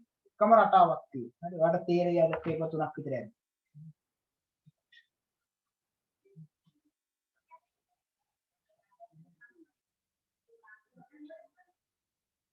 ඊළඟට බලන්න. ඊළඟට කියනවා ළමයි මෙන්න මේගොල්ලන්ගේ N1 නෑ N1 N2 O3 C4 මේගොල්ලන්ගේ මොකක්ද අහන්නේ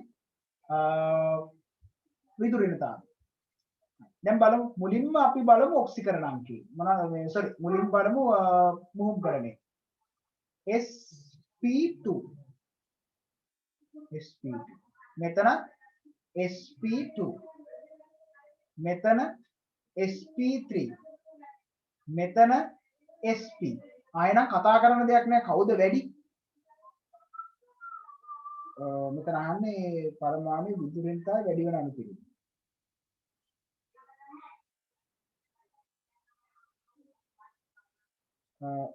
N1 N2 O3 C4 පරමාණු වල විදුලි ඍතාව වැඩි වෙන අනුපිළිවෙල අහන්න.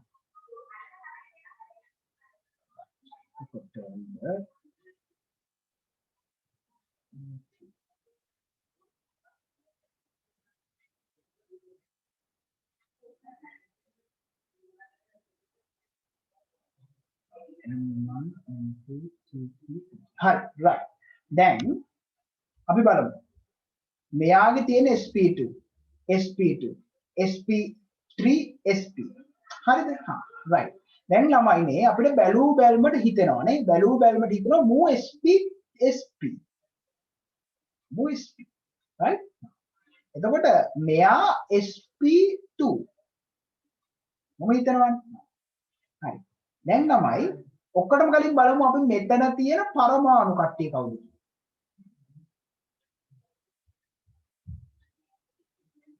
ආරෝපණය බලන්නේ මෙතන තියෙන ආරෝපණය මේ මෙතන ධන නම් ධන ඍණ නම් ඍණ නැත්තම් නේ ආරෝපණය දාලා තියෙනවනේ right දැන් මෙතන නයිට්‍රජන් දෙන්නෙක් ඉන්නවා ඔක්සිජන් කෙනෙක් ඉන්නවා කාබන් කෙනෙක් ඉන්නවා හරිද හා එතකොට සාමාන්‍යයෙන් අපි දන්නවා ළමයි ඔක්සිජන් කියන එක්කෙනා විද්‍යුත් ඍණතාවයේ ඉහළ මූලද්‍රව්‍යයක් ක්ලෝරින්ට වඩා අඩු එකම එක්කෙනානේ ඔක්සිජන්. එතකොට ළමයි සමාන මූලද්‍රව්‍ය වල. ඒ කියන්නේ අපිට ඔයා හිතන්නකො කාබන් 4ක් කම්පෙයාර් කරනකොට, නයිට්‍රජන් 4ක් කම්පෙයාර් කරනකොට තමයි අපි සාමාන්‍යයෙන් අර මම කියපු අණුපිළිවෙලට අණුව සකස් කරගෙන යන්නේ. කොහොමද? මුලින්ම ඒ කියන්නේ සමාන පරමාණු කීපයක් අපිට දීලා තිබුණොත් එහෙම මුලින්ම අපි බලනවා මුහුම්කරණය, ඊළඟට ආරෝපණය, ඊළඟට ඔක්සිකරණාන්තය. මුහුම්කරණෙත් කවුද කාගේද වැඩි වෙන්න ඕන? අනිවාර්යයෙන්ම sp ගේ වැඩි වෙන්න ඕන. ඊළඟට sp2, ඊළඟට sp3. හැබැයි ළමයි මෙතන තියෙන්නේ සමාන පරමාණු හතරක් නෙමෙයි මධ්‍ය පරමාණු විදිහට. මේ ඒගොල්ලන්ගේ දෙකයි සමාන. මෙයා ඔක්සිජන්, මෙයා කාබන්. අපි දන්නවා ඔක්සිජන් කියන එක්කෙනා සාමාන්‍යයෙන් එයා ඒ මූලද්‍රව්‍යයක් විදිහට එයාගේ විද්‍යුත් ඍණතාවයේ සාපේක්ෂව ඉහළයි. පෝලින් පරිමාණයෙන් ඉහළ මූලද්‍රව්‍යයක්. එහෙනම් ළමයි ඒ වගේ අවස්ථාවක අපි බලනවා පෝලින් පරිමාණය වැඩිම කාගේද? කියන්නේ දැන් මෙතන එකිනෙකට අසමානයිනේ. සමාන නම් තමයි අර මුලින්ම මුහුම්කරණය, ඊළඟට ආරෝපණය, ඊළඟට ඔක්සිකරණාංක අණුපිළිවෙලට යන්නේ. මෙතන වෙනස් පරමාණු සෙට් එකක් තියෙන්නේ. වෙනස් පරමාණු සෙට් එකක් තියෙනකොට අපි මුලින්ම බලන්නේ මොනවද? පෝලින් පරිමාණය. පෝලින් පරිමාණය කාගේද වැඩි? ඔක්සිජන්. එහෙනම් අපි යාව මුලින්ම ලියාගත්ත. එයා තමයි වැඩිම. එකිනෙකට වෙනස් පරමාණු තියෙනවා. ඊළඟට කාගේද වැඩි? මේ විද්‍යුත් ඍණතාවය පෝලින් පරිමාණය කාගේද වැඩි? ඊළඟට නයිට්‍රජන්ගේ වැඩි. අන්න ළමයි නයිට්‍රජන් සමාන දෙන්නෙක් ඉන්නවා. හරිද? සමාන දෙන්නෙක් ඉන්නවා. මේ මෙතන නයිට්‍රජන් සමාන දෙන්නෙක් ඉන්නවා. සමාන දෙන්නෙක් ඉන්නවා නම් ඔන්න දැන් බැලුවා මේ දෙන්නගේ මුහුම්කරණය මොකක්ද? ඒකත් සමානයි. මේ මුහුම්කරණයත් සමානයි දෙන්න. sp2. ඊළඟට බැලුවා මෙයාගේ දීලා තියෙන ආරෝපණය මොකක්ද? මෙයාගේ දීලා තියෙන්නේ මොකක්ද ආරෝපණය? ධන එකක්. මෙයාගේ දීලා තියෙන්නේ ඍණ එකක්. එහෙනම් අපිට කතා කරන්න දෙයක් නැහැ.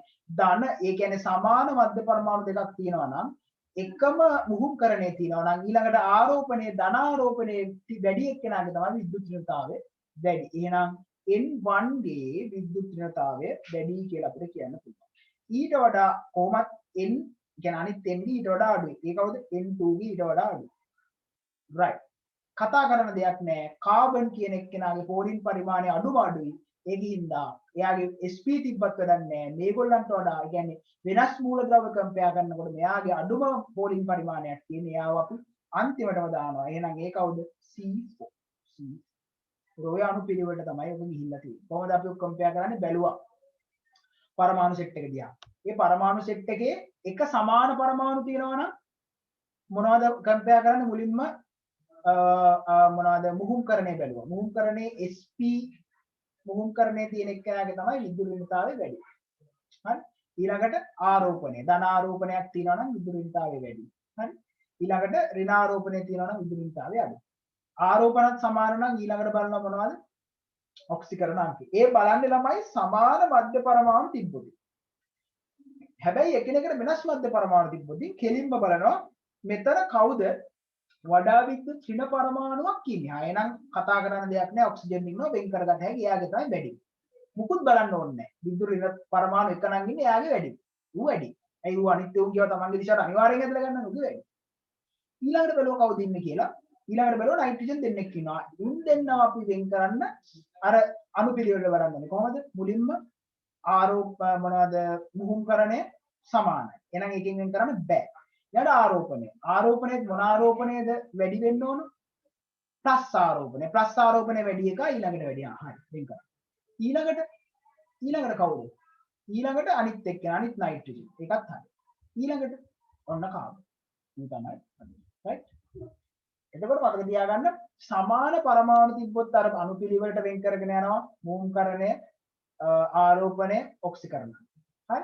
වෙනස් පරමාණු තිබ්බොත් කෙලින්ම වඩා විද්‍යුත් ඍණ එක්කෙනා වැඩි කොහොමත් එයා වැඩිම සමාන පරමාණු දෙන්නෙක් කම්පෙයාර් කරනකොට අර අණුපිළිවෙලට කම්පෙයාර් කරනවා. එහෙනම් ඔක්සිජන් නයිට්‍රජන් 1 නයිට්‍රජන් 2 කාබන් 4. ඔය අණුපිළිවෙලට තමයි සකස් වෙන්නේ. අඩුම මෙයා ඊළඟට මෙයා ඊළඟට මෙයා ඊළඟට මෙයා. ලකුණු 56ක් ඔයාට උතන දීලා තියෙනවා. ලකුණු 56. ලකුණු 56න් අපි බලමු මෙතනට කොච්චර හම්බ වෙනවද කියලා.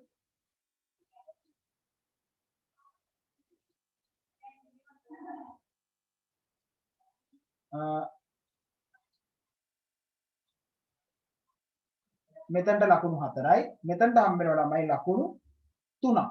ඒ කියන්නේ මෙතනට එන්න ඕන C4, මෙතනට එන්න ඕන N2, මෙතනට එන්න ඕන N1, මෙතනට එන්න ඕන O3. මෙතනට එන්න ඕන ලකුණු 3ක්.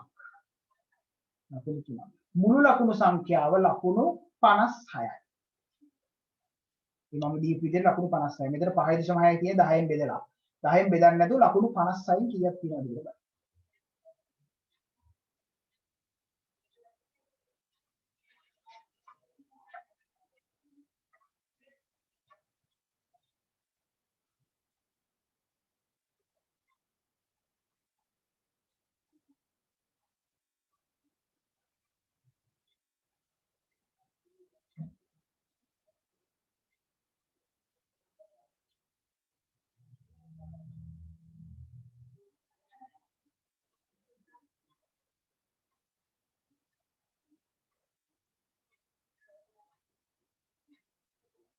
right අපිට කියනවා ඊළඟට මෙහෙම.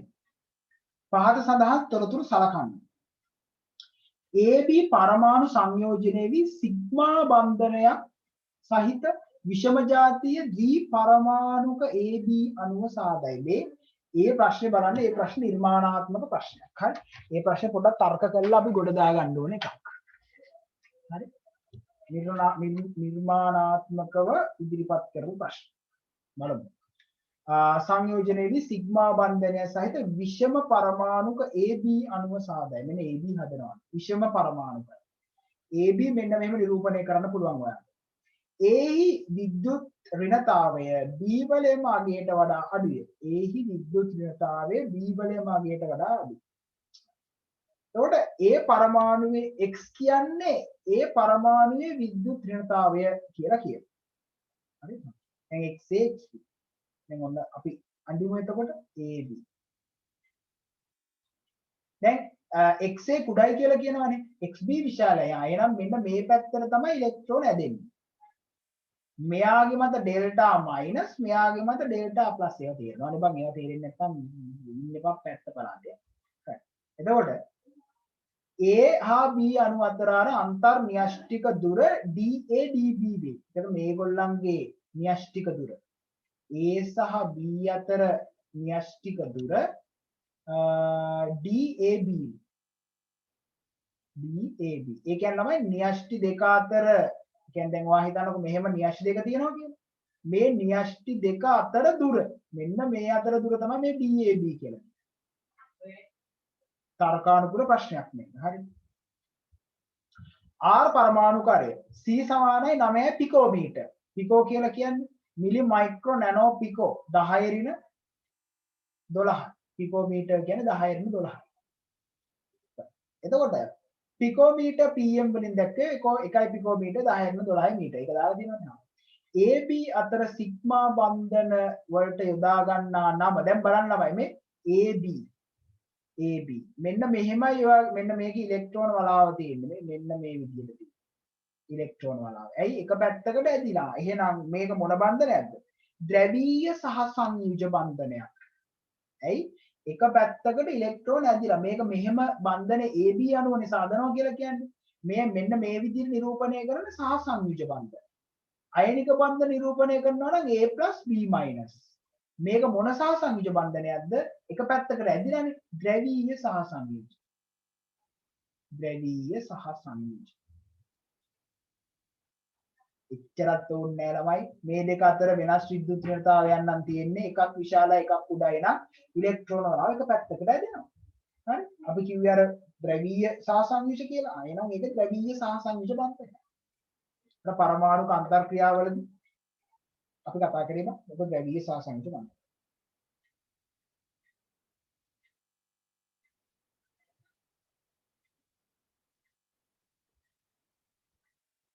නෑ නෑ 2023 තාම කරලා නෑ මේවා. හොඳ 2023 දැන් තාම කරන්න තියෙන්නේ. 2023 තාම කරන්න තියෙන්නේ ඉස්සරහ. මේක ද්‍රවීය සහ සංයුජ බන්ධනය. ඊළඟට කියනවා AB අණුවේ විස්ථානගත වී ඇති ආකාරය පෙන්눔 කරන්න කියලා. දැන් ඔන්න බලන්න හරි සරලයි මේ ඔන්න A හරි මෙන්න B. කාගේ විදුලිනතාවයද වැඩි? B ගේ වැඩි. එහෙනම් B මත B පැත්තට ඉලෙක්ට්‍රෝන ඇදෙනවා. ඒ බන්ධන ඉලෙක්ට්‍රෝන B දිශාවට වැඩිපුර ඇදෙනවා. ඒතර මෙතන ඩෙල්ටා මයිනස් මෙතන delta plus. Delta minus delta plus.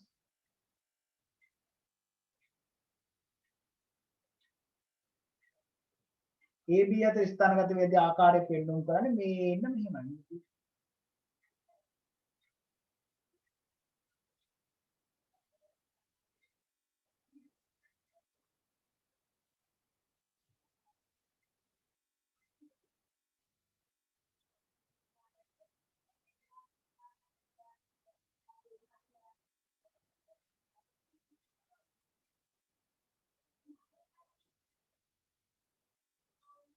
right ඊළඟට මොකද්ද කියන්නේ? ඊළඟට කියනවා ළමයි අණුවේ ද්විද්‍රව ගූර්ණය mu ගණනය කිරීම සඳහා යොදා ගන්නා සමීකරණය අන්න ළමයි ඕගොල්ලොන්ට සමහර විට මේක හරියටම මතක නැතුව ඇති. හරි? ඒකින්ද මම මේක මතක් කරනවා. ලියා ගන්න සමීකරණය තමයි mu ඒ කියන්නේ ද්විද්‍රව ගූර්ණය සමානයි ආරෝපණය වැඩි කිරීම අරය QR. mu සමානයි QR. ආරෝපණය වැඩි කිරීම අරය. මේක ඔයගොල්ලන්ගේ මේ ගුරුවත් පොතේ පොඩි තැනක අස්සක තියෙන පොඩි තියරි කරුණක්. ඔයගොල්ලන් ලොකුවට ක්ලික් වෙන කරුණක් නෙමෙයි. හැබැයි පුතෝ ඇහුවා. mu සමානයි QR. මෙන්න මේක තමයි ඇහුවේ. ලියාගන්න. Q කියන්නේ මොකද්ද Q කියන්නේ? R කියන්නේ අරය, Q කියන්නේ න්‍යෂ්ටික ආරෝපණය. න්‍යෂ්ටික ආරෝපණය. තමයි ද්විද්‍රව ගූර්ණය මයිනස් සමීකරණය.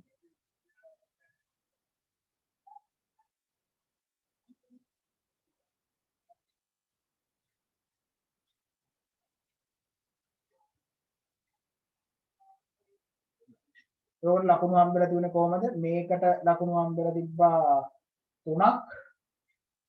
මෙයාට 3යි. මෙයාට 2යි.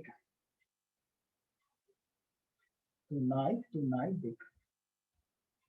mu සමානයි QR කියන එක ඔයගොල්ලන්ගේ සිලබස් එකේ එක තැනක පොඩි තැනක ගුරුවත් පොතේ පොඩි තැනක යන්තම් කියලා තියෙනවා. ඒක ඇහුවා. ඒකම ඇහුවා විභාගෙ. මෙන්න මේක බැරුව තමයි ගොඩක් ළමයි රිසල්ට් අඩු කරගත්තේ. මේක අතෑරලා මේ රෙද්ද අතෑරලා දාලා ගියා නම් හරි මේකට ලකුණු පොඩි ප්‍රමාණය ළමයි තියෙන්නේ. හරි. ලකුණු පොඩි ප්‍රමාණය කියන්නේ ලකුණු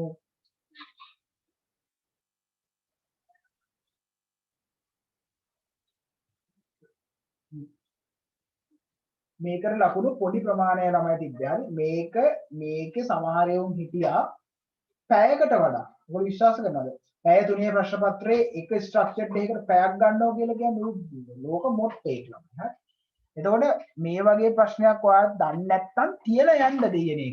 ස්ට්‍රක්චර්ඩ් පේපර් එකේ ඉඳ ලකුණු අඩු කරගන්න එපා. හරි? right yeah.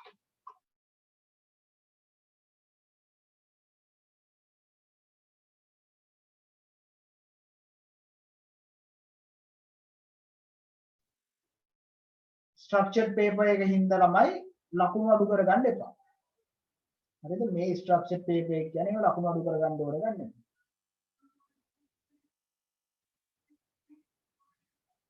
ඔව් දිශාව කොහොමද පෙන්වන්න කරන්නේ? ඒක සරලයි. මම දැන් ඉස්සෙල්ලා කිව්වේ A B.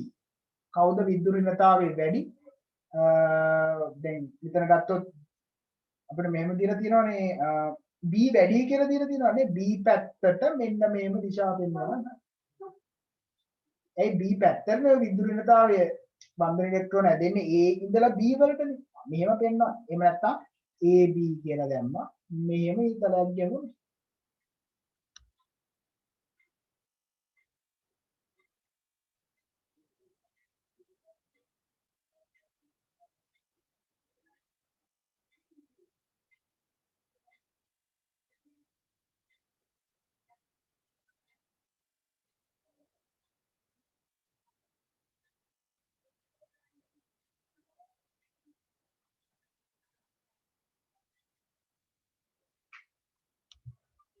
මෙහෙම ළමයි පැයක් ඉන්නේ සාමාන්‍ය මේ වගේ තැන්වල පැයක් ඉන්නේ මුළු පේපර් එකම කරන් හිතාගෙන යන්නේ උන් තමයි උගේ පැයක්.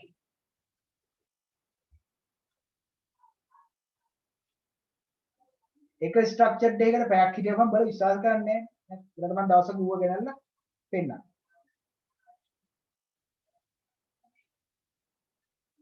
B එකක් තියෙනවා. ඒක ස්ට්‍රක්චර් එකේ පැයක් ඉඳි අනේ ඒක MCQ 41ක් තියෙනවා. B එකක් තියෙනවා. අපරාධ. මේක පැයක් ඉඳි පැය දෙකයි නිතුනේ මේ පැය දෙකට කරපු ටික තමයි. මේකක් අතේ තියාගෙන ඉබාවෙට ගිය කොල්ලෙක්. කොල්ලෙක් උනාට ඌ ඒක අතේ තියන් ගියාට ලෝක මුට්ටේ.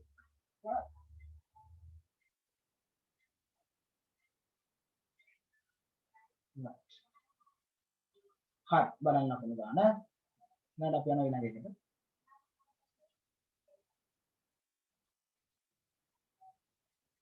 right මේ 2019 2019 හරි right 2019 පහත සඳහන් ආර්ථ වගුවේ දෙවන ආවර්තය හා සම්බන්ධව හරිද දෙවන ආවර්තය එතකොට දෙවන ආවර්තය ඉන්නේ කවුද දෙවන ආවර්තය ඉන්නේ උන්ගෙන් විතරයි මේකට උත්තර ලියන්නේ හොඳයි දැන් බලන්න දෙවෙනි ආවර්තයෙන් ඇහුවාම සමහරවල් ලියනවා D ගොනු වේවා ගොබ්බ වෙන්න එපා ඈ හරි දෙවෙනි ආවර්තය වැවුවාම උත්තර දීපල දෙවෙනි ආවර්තය වැන් විතරයි දෙවෙනි ආවර්තය වැන් ඇහුවාම D ගොනු වේව ලියනවා කියන්නේ ළමයි ඌ තරම් ගොබ්බෙක් නෑ නොවේ හරි දැන් බලන්න ඒ ළමයි කරන වැරදි මේක බලන්න මේකේ අහලා තියෙන දරුවෝ මේ දෙවන ආවර්තය හා සම්බන්ධ මුල්ද්‍රව්‍ය ඒ කියන්නේ lithium beryllium boron carbon nitrogen oxygen chlorine neon එපමණයි වෙන කවුරුත් දාන්න බෑ වැඩිම විද්‍යුත් ඍණතාවයක් තියෙන මූලද්‍රව්‍ය කතා කරන දෙයක් නෑ කවුද වැඩිම විද්‍යුත් ඍණතාවයක් ඇති මූලද්‍රව්‍ය හඳුනා ගන්න වැඩිම විද්‍යුත් ඍණතාවයක් ඇති මූලද්‍රව්‍ය එතකොට අහන්නේ මොකේද දෙවන ආවර්තයේ මූලද්‍රව්‍ය හා සම්බන්ධ වෙන අහන්නේ වැඩිම විද්‍යුත් ඍණතාවයක් තියෙන කතා කරන්න දෙයක් නෑ ක්ලෝරින් කීයද 4.0 හරිනේ අයිති වෙන මොකුත් නෑ ක්ලෝරින් විතරයි මේකට ලකුණු 4යි ක්ලෝරින් F විතරයි ලකුණු 4යි අය මගෙන් අහන්නත් එපා වෙන මොනවටද ලකුණු දෙනවද කියලා වෙන දෙයයන් වහන්සේ ලිව්වත් ලකුණු දෙන්නේ නැහැ ක්ලෝරින් විතරයි ඊළඟට දෙවෙනි එක අහනවා විද්‍යුත් සම්නයනය කරන බහුරූපී ආකාරය ලැජ්ජයි බං කාබන් විද්‍යුත් ඍණතාව විද්‍යුත් ඒ කියන්නේ මෙහෙම මොකක්ද අහන්නේ විද්‍යුතය සම්නයනය කරන එකම බහුරූපී ආකාරය නතර තියෙන බහුරූපී ආකාර දක්වන එකම එකයි තියෙන කාබන් විතරයි වෙන මොකා ලිව්වත් ලකුණු දෙන්නේ නැහැ මලින් ආන්න එපා සර් මැග්නීසියම් ලිව්වත් ලකුණු දෙනවද ආගන්න එපා මගින් මෙන්න මේවා හරි 3 ප්‍රමාණයෙන් විශාලම ඒක පරමාණු අයනයේ සාධන මූලද්‍රව්‍යය ප්‍රමාණයෙන් විශාලම ඒක පරමාණුක අයනය සාධන මූලද්‍රව්‍යය හරි ළමයි අන්න ටිකක් තර්ක කරන්න ඕනේ ඒ වගේ තැන දැන් මේකෙන් හදන අයන බලන්නකො ප්‍රමාණයෙන් විශාලම අයන කියන්නේ අනිවාර්යෙන් ඍණායන මෙතනින් හදන ඍණායන බලන්නකො මොනවද ඍණායන F- ඊළඟට O2 N3 සාමාන්‍යයෙන් කාබන් ගෑන ඔය අහලා තියෙනවද C4 ඒ මේව නැහැ කාබන් අයන හදන්නේ නැහැ සාමාන්‍යයෙන් කාබන් හදන්නේ මොන සංයෝග විතරද සහසංයුජ සංයෝග විතරයි එහෙනම් මේ තුන් දෙනා අතරින් ළමයි ඍණාරෝපණය වැඩි වෙන්න එයා විශාල එහෙනම් නයිට්‍රජන් තමයි ඊය හරි අයන තුනයි ඒ කියන්නේ විශාල අයන ගත්තොත් අපි බලන්නේ ඍණායන විතරයි කුඩා අයන ගත්තොත් බලන්නේ ධනායන විතරයි අයනේ ගොඩාක් කුඩා වෙනවා ධනාරෝපණය වැඩි වෙන්න අයනේ ගොඩාක් විශාල වෙනවා ඍණාරෝපණය වැඩි වෙන්න ඒතකොට ඍණාරෝපණය ඍණ 3 කියලා කියන එක තමයි විශාලම අයනේ හදන්නේ ඊළඟට p ඉලෙක්ට්‍රෝන ඉලෙක්ට්‍රෝන නොමැති නමුත් ස්ථායි s වින්‍යාසයක් ඇති මූලද්‍රව්‍ය හඳුනා ගන්න කියලා කියනවා p ඉලෙක්ට්‍රෝන නැල්ලු p ඉලෙක්ට්‍රෝන නැත්තම් කවුරු විතරද ළම ලිතියම් බෙරිලියම් විතරයි හරි p ඉලෙක්ට්‍රෝන නැමැති නමුත් ස්ථායි s වින්‍යාසයක් ඇති එහෙනම් කවුද s2 බෙරිලියම් ස්ථායි s වින්‍යාසයක් තියනවා කියන්නේ s2 කියන එක බෙරිලියම් එක s2 දෙක s2 එහෙම යන්නේ s2 කියන්නේ බෙරිලියම් s2 වඩාත් ස්ථායි නේ කියන්නේ අර අක්වක් විචරණය ඔහොම යන්නේ අක්වක් විචරණය අර ඔහොම යන්නේ ඒකනේ. මෙන්න මෙයාගෙන S2 කියන එක කියන්නේ. 6. මොකද කියන්නේ බොහෝ විට ඉලෙක්ට්‍රෝන ඌන තලීය ත්‍රිකෝණාකාර කතා කරන්න දෙයක් නෑ බෝරෝ. හරි. ඉලෙක්ට්‍රෝන ඌන සංයෝග හදන්නේ කවුද ලියා ගන්න. ඉලෙක්ට්‍රෝන ඌන සංයෝග හදන කට්ටිය ලියා ගන්න. Aluminium, boron, beryllium. ඒ ටික තමයි ඉලෙක්ට්‍රෝන ඌන සංයෝග හදන්නේ. Aluminium, boron, beryllium. ඔය තුන් දෙනා ඉලෙක්ට්‍රෝන ඌන සංයෝග හදනවා. ඉලෙක්ට්‍රෝන ඌන සංයෝග කියන්නේ මොනවද? ඉලෙක්ට්‍රෝන ඌන සංයෝග ඊට කලින් එකක් තියෙනවා නේ. ඉලෙක්ට්‍රෝන ඌන සංයෝග කියන්නේ මොනවද? ඉලෙක්ට්‍රෝන ඌන සංයෝග කියන්නේ අෂ්ටකය සම්පූර්ණ කරගන්න නැති කම. දැන් වැඩිම පළමු අයනීකරණ ශක්තිය තියෙන මූලද්‍රව්‍ය කවුද? අයියෝ. නියොන්. මොරන් තමයි ලකුණු 24. ඔච්චර ලේසි.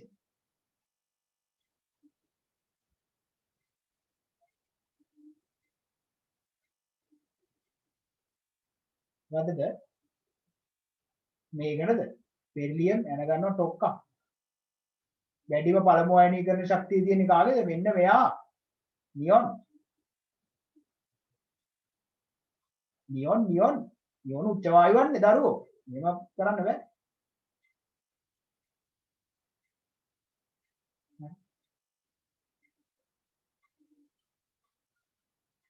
හයට දැහැවි. බොහෝ විට ඉලෙක්ට්‍රෝන ඌන තලීය සංගලය ඌන ඒවා හදන්නේ කවුද දන්නවද මෙතන? Boron beryllium. හරි හරි. ඔබ හරි. බෝරෝන් බෙරිලියම් දෙකම හරි. නෑ බෑ. ඇයි බෑ. මෙතන බෑ. ඉලෙක්ට්‍රෝන ඌන තලීය ත්‍රිකෝණාකාර සහ සංයුජ තලීය ත්‍රිකෝණාකාර එකක් අහනවානේ. ඒකින්ද බෝරෝන් විතර. නැත්තම් ඉලෙක්ට්‍රෝන ඌන සංයෝග සාධන මූලද්‍රව්‍යයක් වනුයේ කිව්වොත් බෙරිලියම් බෝරෝන් දෙකම හරි. මෙතන තව එකක් කියනවා නේද මේ තලීය ත්‍රිකෝණාකාර කවුරුරක් ගන්නවා තලීය ත්‍රිකෝණාකාර කියපු ගමන් බෝරෝන් විතර. බෝරෝන් මම බය වුණා මේකට දැවුවේ කියලා මේකට වගේ නම බෝ. right.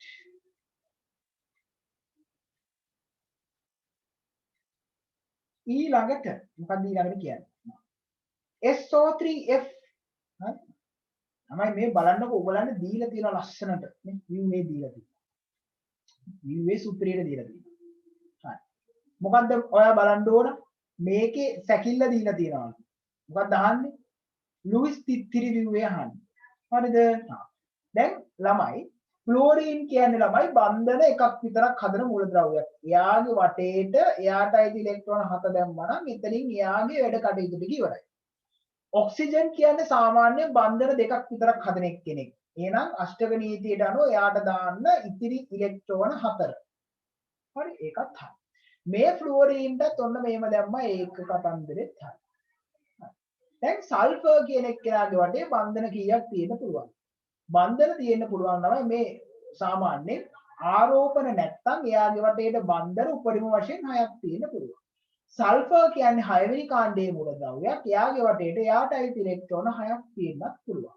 දැන් බලන්න මෙතන සල්ෆර්ගේ වටේට එයාට අයිති ඉලෙක්ට්‍රෝන කීයද තියෙන්නේ? 1යි 2යි 3යි 4යි. එහෙනම් දැන් මේ ඔක්සිජන් දෙන්නට ද්විත්ව බන්ධන දෙකක් දැම්මා නම් වැඩි දුක්. ද්විත්ව බන්ධන දෙකක් දැම්මා නම් මේක වැඩි දුක්. එතකොට 1යි 2යි 3යි 4යි 1යි 2යි 3යි. ඕක තමයි මෙයාගේ වඩාත් ස්ථායීම ලුයිස් විදි.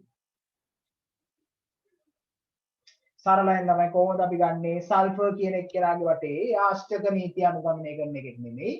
බන්ධන එයාගේ තියෙන්න පුළුවන් ඉලෙක්ට්‍රෝන 8ට වඩා. උපරිම බන්ධන 6ක් දක්වා එයාගේ වටේට තියෙන්න පුළුවන්.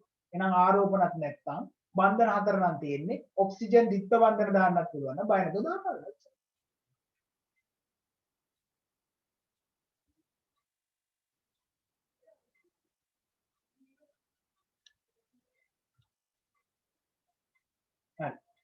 එතකොට ලකුණු කීයද ඒකට? ඒකට ළමයි හරිද? ඒකට මෙහෙමයි. දැන් ඔහොම අපි ඇන්දට හරි ඕකේ ඇත්තටම අපි මෙන්න මෙහෙම දෙයක් කරන්න ඕන. හරිද? ඕක අර වෙස්පර් මූලධර්මයට අනුවනේ ඕක අඳින්නේ. බලමු ඒ විදිහට අඳින ක්‍රමය සිස්ටම් එක කොහොමද? දැන් බලන්න. සල්ෆර් කීයක් තියෙනවද? සල්ෆර් කීයක් තියෙනවද? සල්ෆර් තියෙනවා එකක්. එතකොට සල්ෆර් කියන්නේ 6 වෙනි කාණ්ඩේ. නම් එයා සපයනවා අණුවට ඉලෙක්ට්‍රෝන 6ක්. හරිද? ඔක්සිජන් කීයක් තියනවද? ඔක්සිජන් තියෙනවා 3ක්. එතකොට එක ඔක්සිජන් කෙනෙක් එයා 6 වෙනි කාණ්ඩේ එක ඔක්සිජන් කෙනෙක්ගෙන් ඉලෙක්ට්‍රෝන 6 ගානේ 6 වාරයක් 3 18. එතකොට ෆ්ලුවරීන්ලා කී දෙනෙක් ඉන්නවද? ෆ්ලුවරීන්ලා දෙන්නෙක් ඉන්නවා. ෆ්ලෝරීන් කියන්නේ 7 වෙනි කාණ්ඩේ. එහෙනම් 7 වරක් 2 සමානයි 14යි.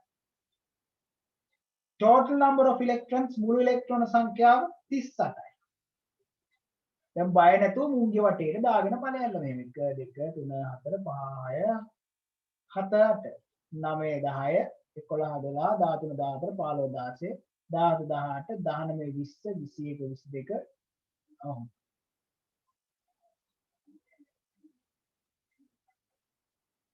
දැන් බලන්න ඉලෙක්ට්‍රෝන 30 හරියද කියලා 1 2 3 4 5 6 7 8 9 10 11 12 13 14 15 16 17 18 19 20 21 22 23 24 25 26 27 28 29 ඉලෙක්ට්‍රෝන 38 හරි ඈ ඊළඟට මොකද කරන්නේ ආරෝපණ දාන්න දැන් මෙතන ළමයි ඔක්සිජන්ට එනවා ඍණ එකක ආරෝපණයක් ඍණ එකයි මෙයාට ඍණ එකයි සල්ෆර්ට එනවා ධන දෙකක ආරෝපණයක් ධන දෙකක ආරෝපණයක් දැන් මොකද කරන්නේ බැලුවා අෂ්ටක නීතිය අනුගමනය කරනවද සල්ෆර් නෑ එහෙනම් ළමයි මේ ඍණ දෙකත් එක්ක මේ ධන දෙක එක සරයුගල බන්ධනයක් බවට පත් කරලා නැති කරලා දාන්න පුළුවන්. එක සරයුගල බන්ධනයක් බවට පත් කරලා ඒ ඍණ දෙකට ධන දෙක බැලන්ස් කරලා දාන්න හේතුවට බය. right. දැන් මොකද කරන්නේ? මේ ඍණ එකයි මේ සල්ෆර්ගේ ධන දෙකත් එක්ක ද්විත්ව බන්ධන දාලා මෙහිම බැලන්ස් ද්විත්ව බන්ධන දාලා බැලන්ස්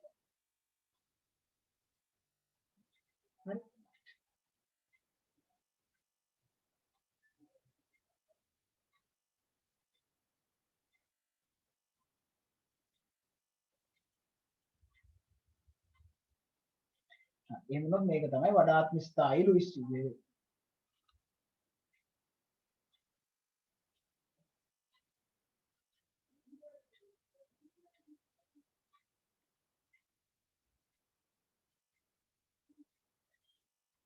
හරි. දැන් ළමයි මේ වගේ අණුවක් දුන්නොත් කොහොමද අදින්න කිව්වේ? මේ ද්විත්ව බන්ධනය මෙතනට දාලා එකක් ඇඳපිය මේ ද්විත්ව බන්ධනය මෙතනට දාලා තව එකක් ඇඳපිය ඉච්චර.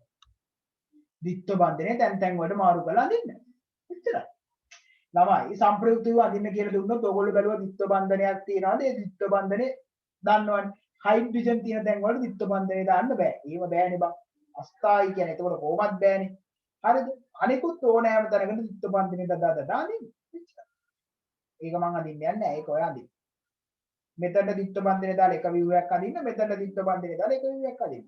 හැබැයි මේ මතක තියාගන්න. ද්විත්ව බන්ධනේ දානකොට මොකද වෙන්නේ? මේ එක සර යුගල තියෙනවනේ. ඒ එක සර යුගලක් අඩු වෙනවා. ද්විත්ව බන්ධනේ මෙතනට දානකොටත් මොකද වෙන්නේ? එක සර යුගලක් අඩු වෙනවා. එතකොට ඒක සර යුගල වල මෙතනින් අඩු කරනවා.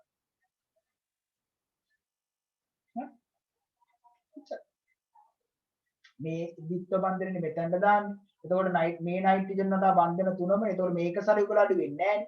මෙන්න මේක සර යුගල අඩු වෙනවා. හොඳලා බලන්න. හරි. එකම දෙයයි ද්විත්ව බන්ධනේ තැන් වලට දාලා අඳින්නයි තියෙන්නේ. හරිද? එතකොට මොකද වෙන්නේ? අස්ථායි එකක් කොහොමද අපි හඳුනගන්නේ? අස්ථායි එකක් හඳුනගන්නේ ළමයි ඔක්සිජන් වගේ වඩා විද්‍යුත් ඍණ පරමාණුවකට ප්ලස් වෙනවා නම් ඒක අස්ථායි. හරි? එක ළඟ පරමාණු දෙකක සජාතීය ආරෝපණ දෙකක් තියෙනවා නම් ඒක අස්ථායි. හරි? එහෙම ඒවා අස්ථායි නම් අනිත් ඒවා ස්ථායි.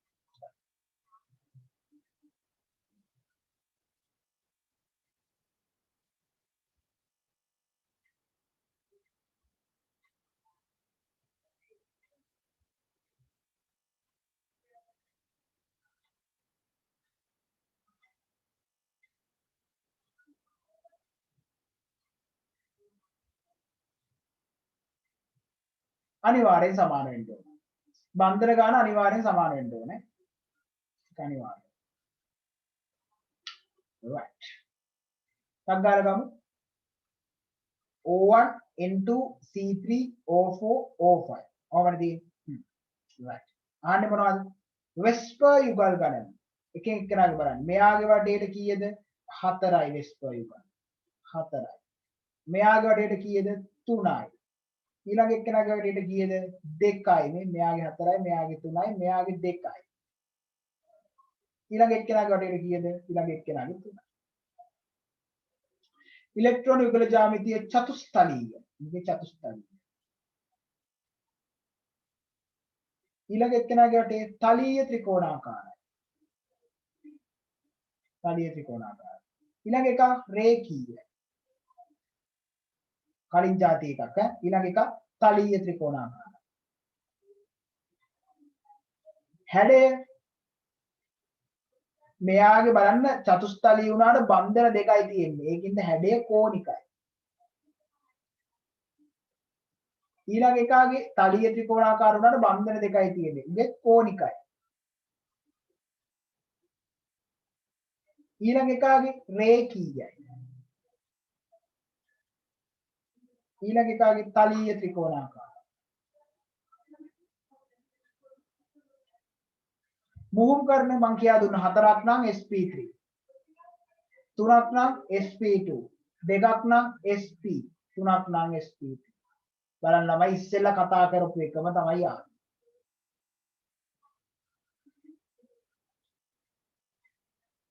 එතකොට 16 වරක් එක 16 ලකුණු එකකට එක ගානේ 16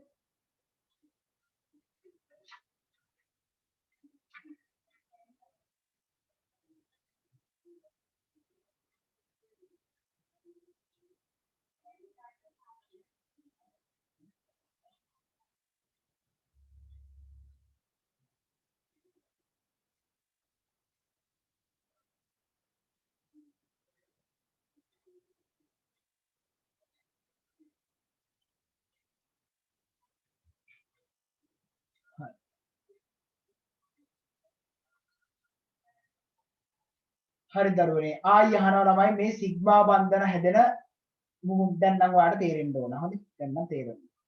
ෆ්ලුවරීන්ගේ මොකද්ද තියෙන්නේ? ෆ්ලුවරීන් කියන්නේ මේකනේ. මෙයා පිටතින් තියෙන එක්කෙනෙක්. පිටතින් තියෙන පරමාණුවක්.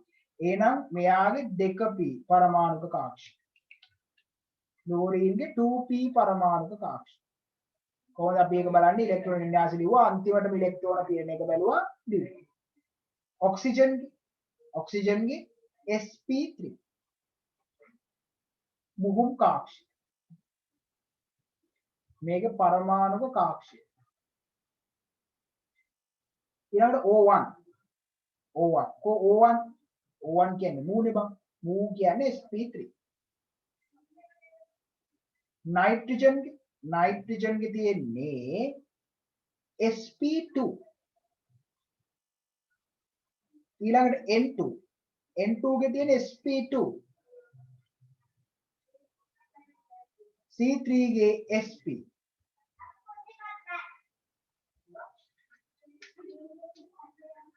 හතර තියෙන C3 ගේ තියෙන sp. N4 ගේ තියෙන්නේ sp2. C4 කියන්නේ මෙන්න මේක. මුගේ තියෙන්නේ ළමයි බන්ධන 3යි. බන්ධන 3යි කියන්නේ sp2. O5 ගේ තියෙන්නේ O5 මෙන්න මූනේ. මූ කියන්නේ තමයි පිටතින් ඉන්න පරමාණුවක්. 2p. ඊළඟට N4 කියන්නේ මෙයානේ. N4 ගේ මෙතන sp2. හරිද? sp2. ඊළඟට Cl ගේ 2p. හරි දාගන්න. 1 2 3 4 5 6 7 8 9 10 11 12 ලකුණු 12ක්. ලේසියෙන් ගන්න පුළුවන් ලකුණු. පැටර්න් එකක් නෙවෙයි. පැටර්න් එක මම කියා දුන්නා. හරි. පැටර්න් එක කියා දුන්නා. ප්‍රශ්න තියෙනවා නම් රෙකෝඩින් එක දාන්නම් බලන්න ඈ.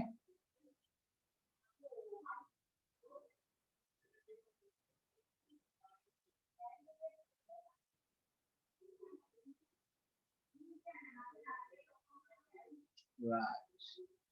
ඊළඟට දරුවනේ බලන්න ඊළඟ එක මොකක්ද අහන්නේ ඊළඟට 5 බන්ධනය අහන්නේ නේ 5 බන්ධනය අහන්නේ ළමයි දැන් නුන් ඔක්කොගෙම ඉලෙක්ට්‍රෝන පිරෙන්නේ 2p වලට නේද එහෙනම් ඉතින් මං S2 පියාගෙන මං ඉස්සෙල්ලා කිව්වාගේ දාපල්ලා 2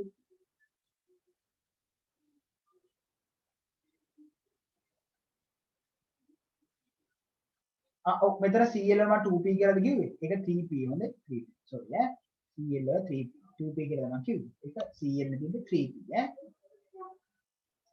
මේ පොඩි මිස්ටේක් එකක් ඈ පොඩි printing මිස්ටේක් එකක් හරි correction එකක් හදලා 3p ඈ මේ මුංගේ නම් බලන්න ළමයි මෙතන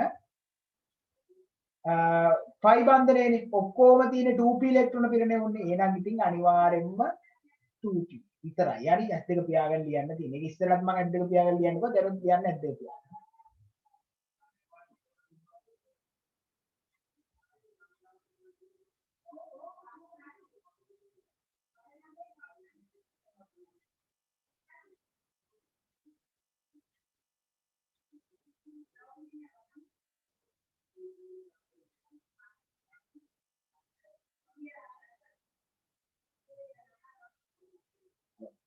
ඉහත තුන කොටසේ දෙන්නද ලුයිස් චිත්‍රයේ ද්විත්ව බන්ධන දෙක දිශානති වී ඇත්තේ කෙසේද?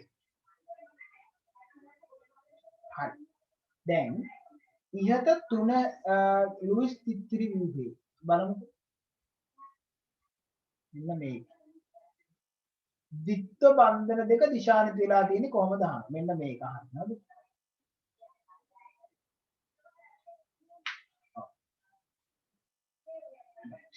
එතකොට ළමයි ද්විත්ව බන්ධන දෙක පිළිලා තියෙන්නේ කොහොමද? දැන් මෙතන ද්විත්ව බන්ධනය කියන්නේ සිග්මා බන්ධනයයි ෆයි බන්ධනය. සිග්මා බන්ධනයයි ෆයි බන්ධනය. එහෙමනේ කියන්නේ.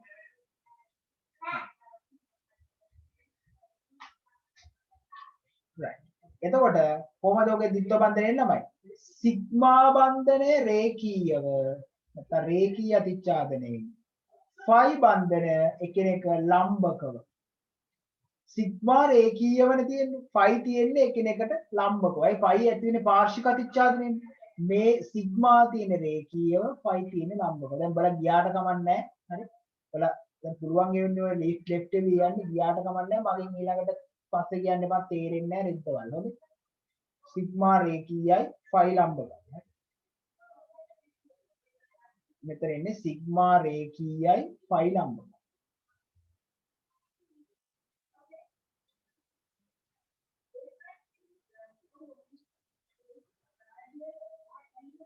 මෙතන එන්න ඕනේ සිග්මා රේඛීයව තියෙනවා නැත්නම් රේඛීය අතිච්ඡාදනයෙන් හැදලා තියෙනවා ෆයි තියෙනවා ලම්බක ෆයි තියෙනවා ලම්බක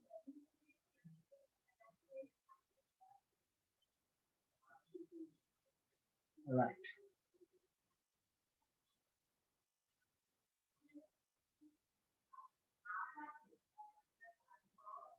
හරි ඔය වගේ සමාන දිශානති තියෙන හොඳම අණුවක් තමයි ළමයි CO2 සමාන දිශානති තියෙන හොඳම අණුවක් තමයි CO2 ලම්බකුණේ කොහොමද කියලා දැනගන්න නම් හෙට පන්තියට එන්න ඒක ලම්බකව සිග්මා ලම්බකයි ෆයි රේඛීයයි උනේ කොහොමද කියලා දැනගන්න නම් හෙට පන්තියට එන්න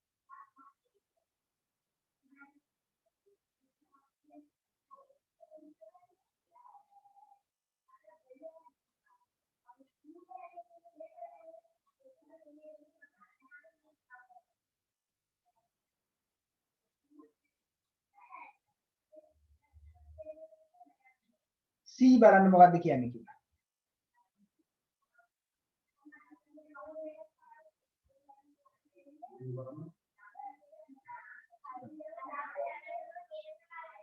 පරමාණු කාක්ෂික විස්තර කරන්නේ N L ML ක්වොන්ටම් අංක 3 මගිනි.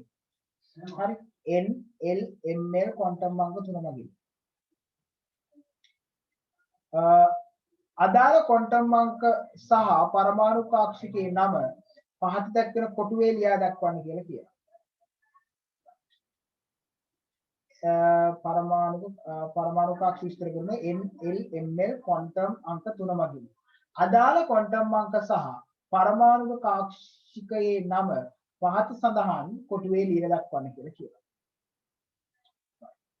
එතකොට තමයි ඔන්න බලමු දැන් කම්බිනේෂන් එකක් තියෙන්නේ. හරි. දැන් ඉඟි දීලා තියෙනවා. මේ ඉඟි දීලා තියෙනවා. මොනවද ඔයගලන්ට දීලා තියෙන්නේ ඉඟි?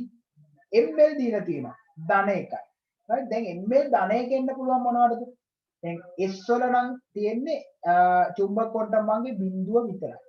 right? P වල තියෙන්න පුළුවන් ඍණ 1 බිඳුව ධන 1. D වල ඍණ 2 ඍණ 1 බිඳුව ධන 1 ධන 2. F වල ඍණ 3 ඍණ 2 ඍණ 1 බිඳුව ධන 1 ධන 2. හරි. එතකොට මෙතන ළමයි 3p නේ පරමාණුක කාක්ෂිකය. එහෙනම් තුන්වෙනි ශක්ති මට්ටමේ. එහෙනම් n සමානයි 3යි. මේ 3p කියන්නේ මේක තුන්වෙනි ශක්ති මට්ටමේ කියන්නේ.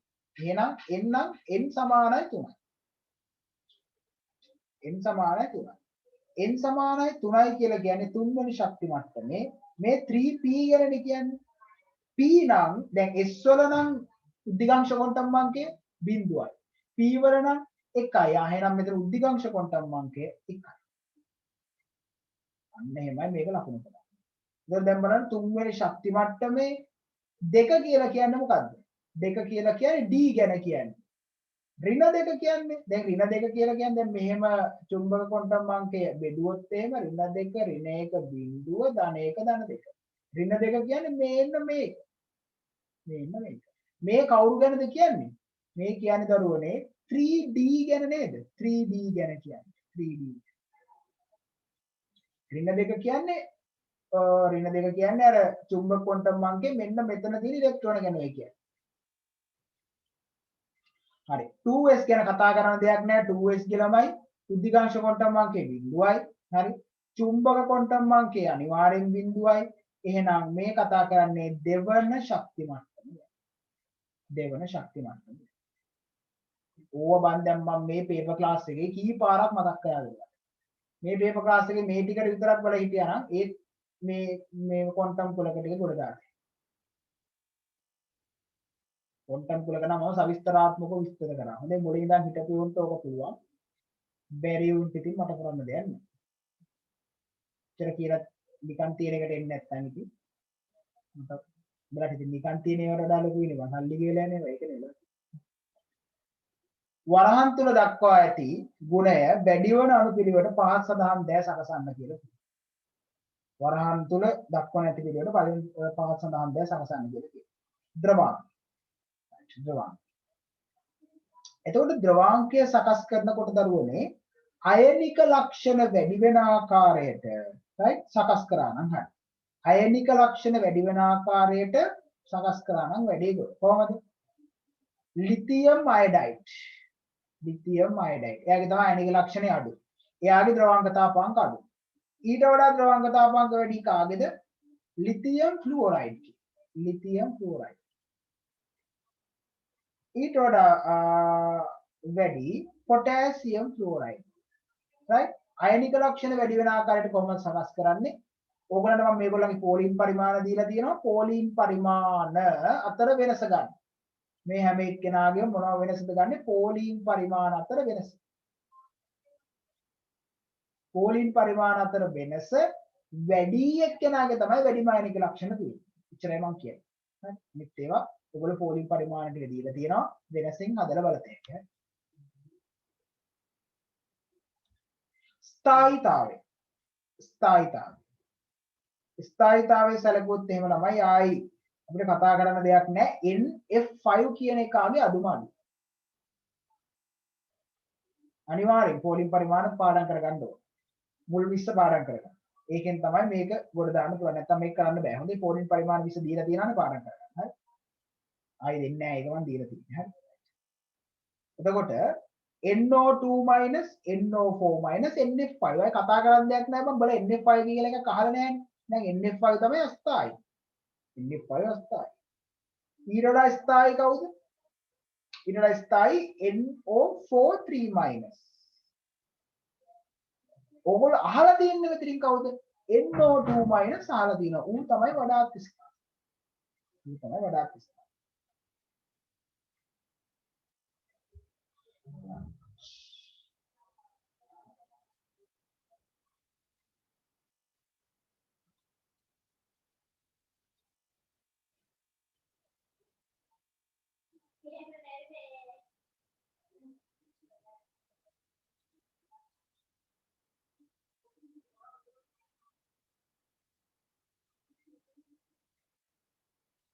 හරි.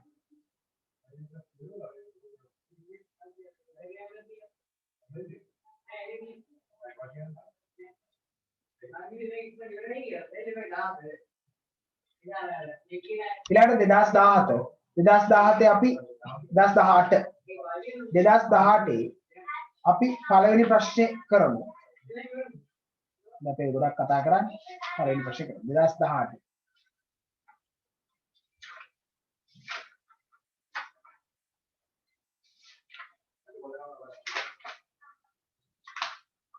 හරි 2018 බලන්න. 2018 කියන පහ සඳහන් සත්‍යද අසත්‍යද යන්න සඳහන් කරන්නලු හේතු දක්වන්න ඕනේ නැහැ. right. දැන් මේ වගේ ප්‍රශ්නයක් හරි මේ වගේ ප්‍රශ්නෙක ඕගොල්ලෝ දන්නේ නැත්තම් හරිද? දන්නේ නැත්තම් මොකද්ද කරන්නේ? ළමයි ගොඩක් වෙලාවල ළමයි මේ වගේ ප්‍රශ්න දන්නේ නැත්තම් දන්නව හැම මගුලම ලියන්න ලෑස්ති වෙන්න එපා. මොකද ඒකට හේතුව ඕකේ බොහෝ වෙලාවල ළමයි හරි උත්තරයකට වැරදි උත්තරයක් කැපෙන්න ඉඩ තියෙනවා. ඍණ මාක්ස් එකතු වෙන්න ඉඩ තියෙනවා ඔකට. හරි. ඒක නිසා අර දන්නේ නැත්තම් ඔක්කොටම සත්‍ය දාගෙන මේ කියන්නේ ඔක්කොටම අසත්‍ය දාගෙන එහෙම යන්න එපා. හරි. දන්නේ ඒවට විතරක් මේ වගේ තැන්වල උත්තර දෙන්න. මොකද අර නැත්තම් අර දන්නේ ඒවා ලිව්වත් වැඩක් නැහැ. ඔයගොල්ලෝ අනිත් ඒවාට මොකක් හරි ලිව්වා සමහරට වැරදි එකකට හරි එකක් කැපෙන්න පුළුවන්. හරි. ඒක නිසා සාමාන්‍යයෙන් මේ වගේ ප්‍රශ්නවල සත්‍ය නම් සත්‍ය කියලා දාන්න අසත්‍ය නම් අසත්‍ය කියලා දාන්න මුකුත් දන්නේ නැත්නම් හිස්ස කියලා. ඊළඟට බලන්න.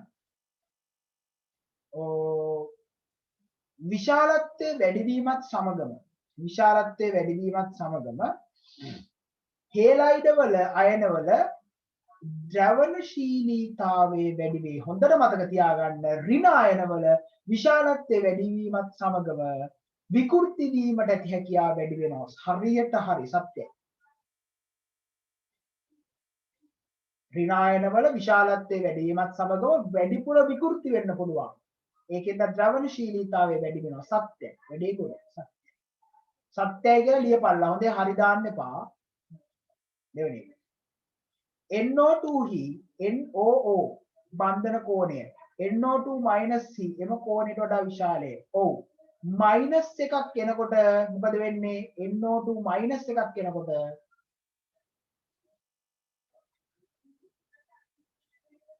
ද්‍රවණශීලීතාවය කියන්නේ මොකක්ද කියලා දැනගන්න නම් හෙට ක්ලාස් එකට එන්න. හරි. NO2 හි බන්ධන කෝණය NO2 - C එම කෝණයට වඩා විශාලයි. කතන්දරේ සත්‍යයි. සත්‍යයි. ඒකට හේතුව තමයි ළමයි ඔය NO2 කියන්නේ NO2 ගේ තනි එක සැරයක් තියෙනවා. NO2 - K එක සැරේ උගලක් තියෙන හින්දා ඒක වැඩිපුර පහළට විකර්ෂණය කරනවා. ඒකින්ද කතන්දරේ හරි සත්‍යයි. සත්‍යයි. ඊළඟට CCl4 අතර ලන්ඩන් අපකිරණ බල SO3 අතර ලන්ඩන් අපකිරණ බල වලට වඩා කුඩාය. ළමයි CCl4 අතර ලන්ඩන් අපකිරණ බල SO3 අණු අතර ලන්ඩන් අපකිරණ බල වලට වඩා කුඩාය. හරි. ළමයි ලන්ඩන් අපකිරණ බල ගැන විශාලත්වය ගැන සලකනකොට අපි සලකන්න ඕන අණුක ස්කන්ධය සාපේක්ෂ අණුක ස්කන්ධය. එතකොට දැන් බලන්න CCl4 ගේ සාපේක්ෂ අණුක ස්කන්ධයද SO3 ගේ සාපේක්ෂ අණුක ස්කන්ධය වැඩි කියලා. හරිද? අපිට තේරෙනවා නම් මෙතන S කියන්නේ 32යි 32.48යි තියෙන. මෙතන Cl කියන්නේ 35.5 කාබනේ නම් ඔයාලට තේරෙනවා CCl4 ගේ සාපේක්ෂ අණුක ස්කන්ධය වැඩි. එහෙනම් CCl4 ගේ තමයි ලන්ඩන් අපකිරණ බල ප්‍රමාණයෙන් විශාල වෙන්නේ. එහෙනම් ඒක අසත්‍යයි.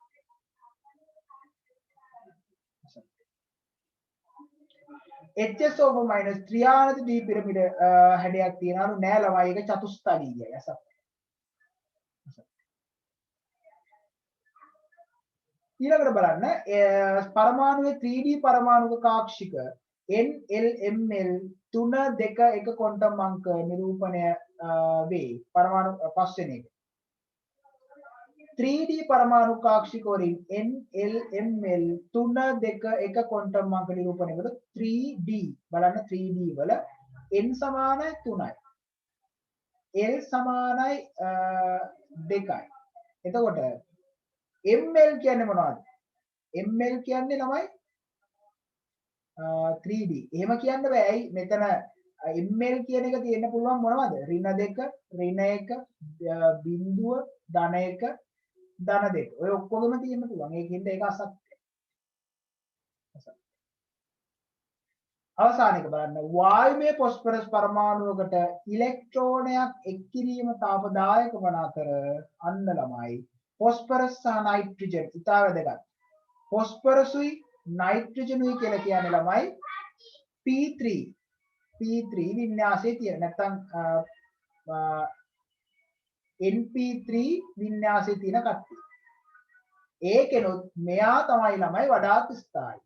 හරිද නේද? එහෙනම් එයාට ඉලෙක්ට්‍රෝනයක් දෙන එක අපහසුයි. එහෙනම් වායුමය ෆොස්ෆරස් පරමාණු ඉලෙක්ට්‍රෝනයක් එක් කිරීම තාපදායකයි. ඒක කතන්දරේ හරියයි. මේක සාපේක්ෂව අස්ථායි එක්කෙනෙක්. අස්ථායි එක්කෙනෙක්. P3 වින්‍යාසයේ තිබ්බට ඒ කියන්නේ අරය තරම් ස්ථායි නෑ මේ අස්ථායි නෙමෙයි මෙයා තරම් ස්ථායි නෑ එහෙනම් එයාට ඉලෙක්ට්‍රෝනයක් දුන්නාම එයා වඩාත් ස්ථායි තත්ත්වෙට නැඹුරු වෙනවා ඉලෙක්ට්‍රෝනයක් දුන්නාම අලෝහයක් හින්දා තාපය පිටට තාපදායක මෙයාගේ තාප අවශෝෂකයි කතන්දරේ හරි